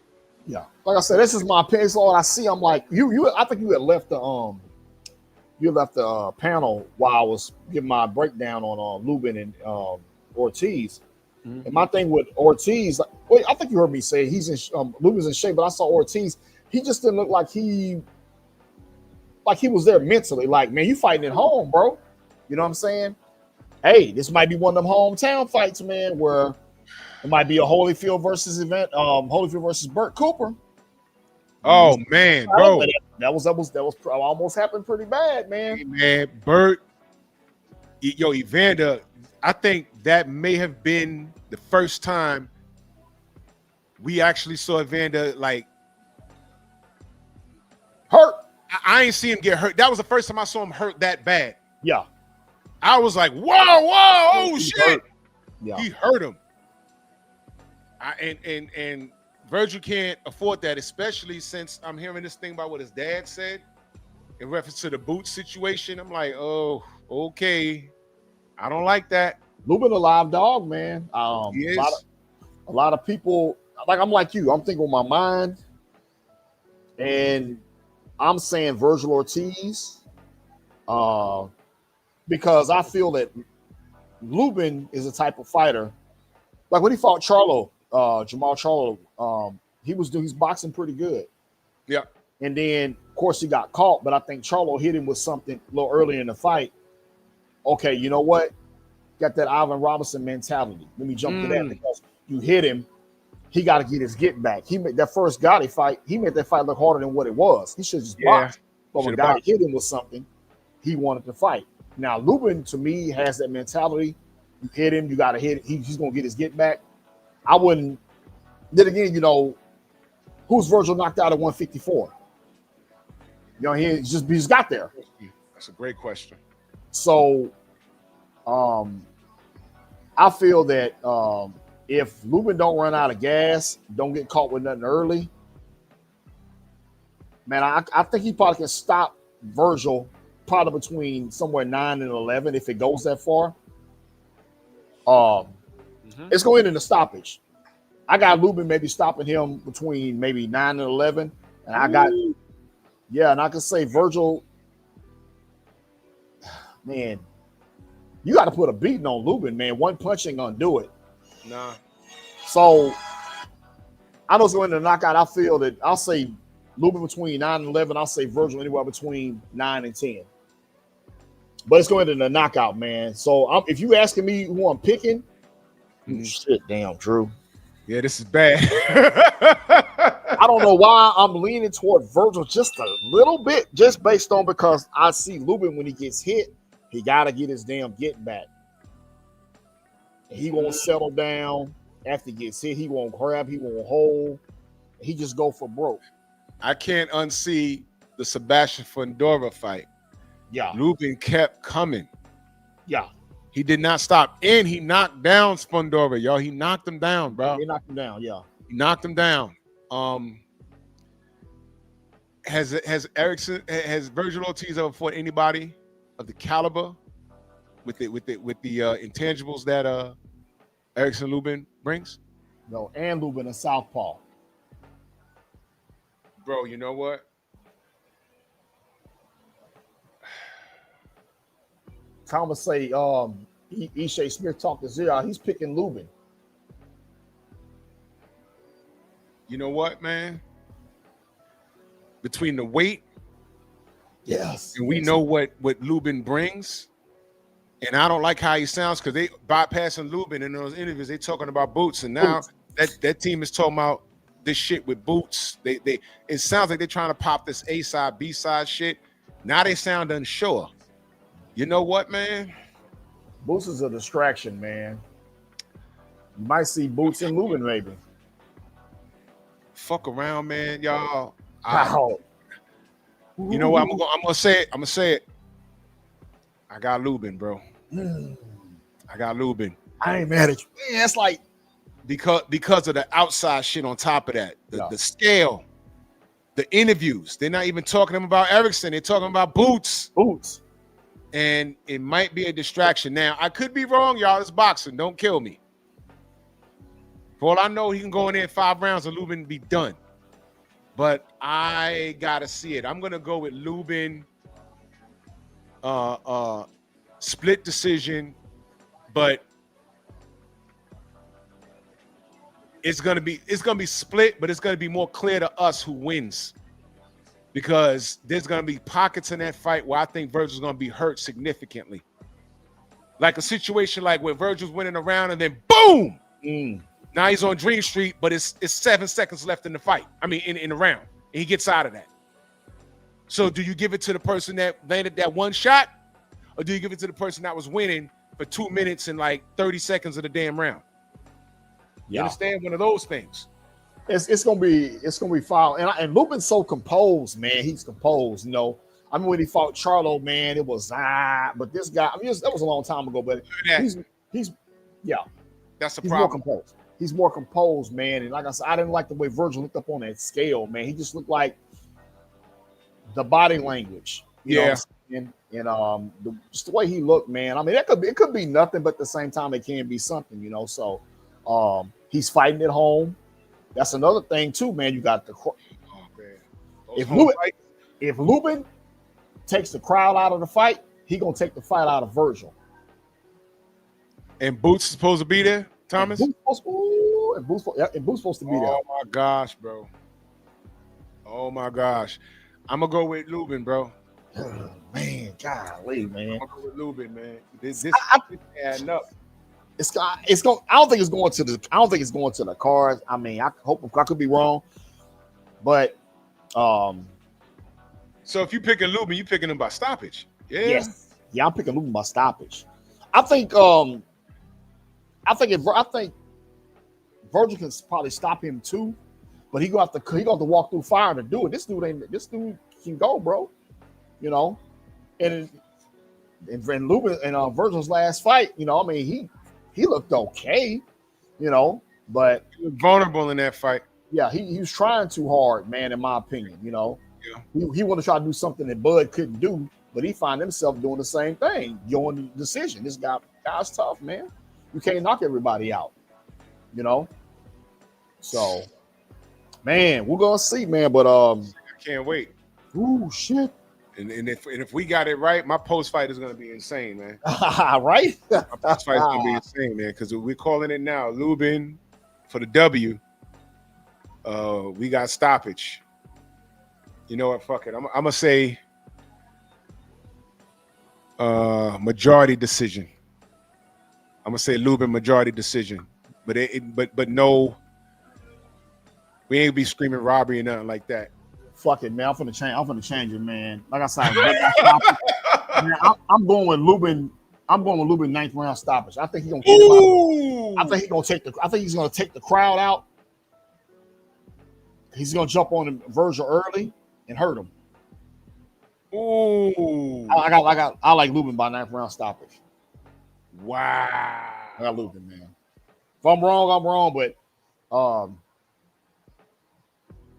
something he said Koroma.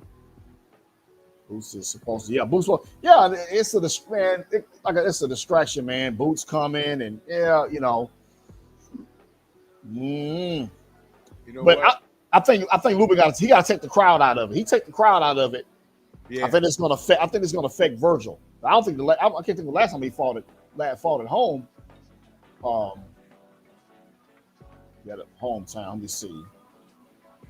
He I think he needs to be patient early, but dictate the pace. Don't fight on the back foot. Dictate the pace, walk him down, be patient, and after the third round, start bombing on him. But Yes. educated pressure. Just start bombing on him, educated pressure, get the crowd out. So in those championship rounds, Virgil look over there and see Boots smiling and shit. That's gonna be all bad. That's gonna be all bad, man. Ooh, yeah. Those home fights are the worst, man. They're the worst, man. I hate to say it. You know what? The only fighter I can think of, recall of in history that I can think of that had great success fighting at home was Virgil Hill. I mean, he every week, he'd be on ESPN fighting. He had like home fights and stuff, man. He'd be on there beating the shit out of people. It wasn't nobody complaining about they got robbed on the decision, nothing, because he would beat the shit out of them. The only fighter that I think they robbed him because Lou Del Valle fought him for the title. And nobody really knew who Lou was. I thought Lou Del Valle won that fight, and I think they gave Virgil Hill the fight, and Virgil Hill would give him a rematch, just to try to just say, hey, man, I'm gonna shut everybody up. Y'all thought I lost the fight. I'm gonna shoot, but he didn't do it though. I think he ended up going and fighting Roy somewhere down the line. Yeah, he fought him in the garden too. Yeah, somewhere down the line. So, but yeah, man. Are you talking about Lou or Virgil? Virgil and Roy fought in Biloxi. They fought in Biloxi. Right. Roy but I remember it was down the line, though. Yeah. Lou fought Roy in New York. Yes. Dropped Roy too, y'all. Dropped him clean. Yeah, dropped him clean. Yeah. Yep. Roy got up and whooped his ass, but that happened. Yeah. With a body I'm gonna get out of here. I gotta get my day started. Okay, man. Good talking with you, man. And likewise, man. I appreciate you, brother. Yeah, and hopefully he sent me the list of them other fighters that he trained, and I'm gonna reach out to him. And man, get Fabio on. It's gonna be on, man. It's gonna be a wrap. We get Fabio on, bro. Holy, yeah. I'm on it, man. I'm on it, man. So yep, man. Those guys over there just is so down to earth, man. I appreciate it, man, bro. Salute to you, brother, man. We gonna talk. We always talk.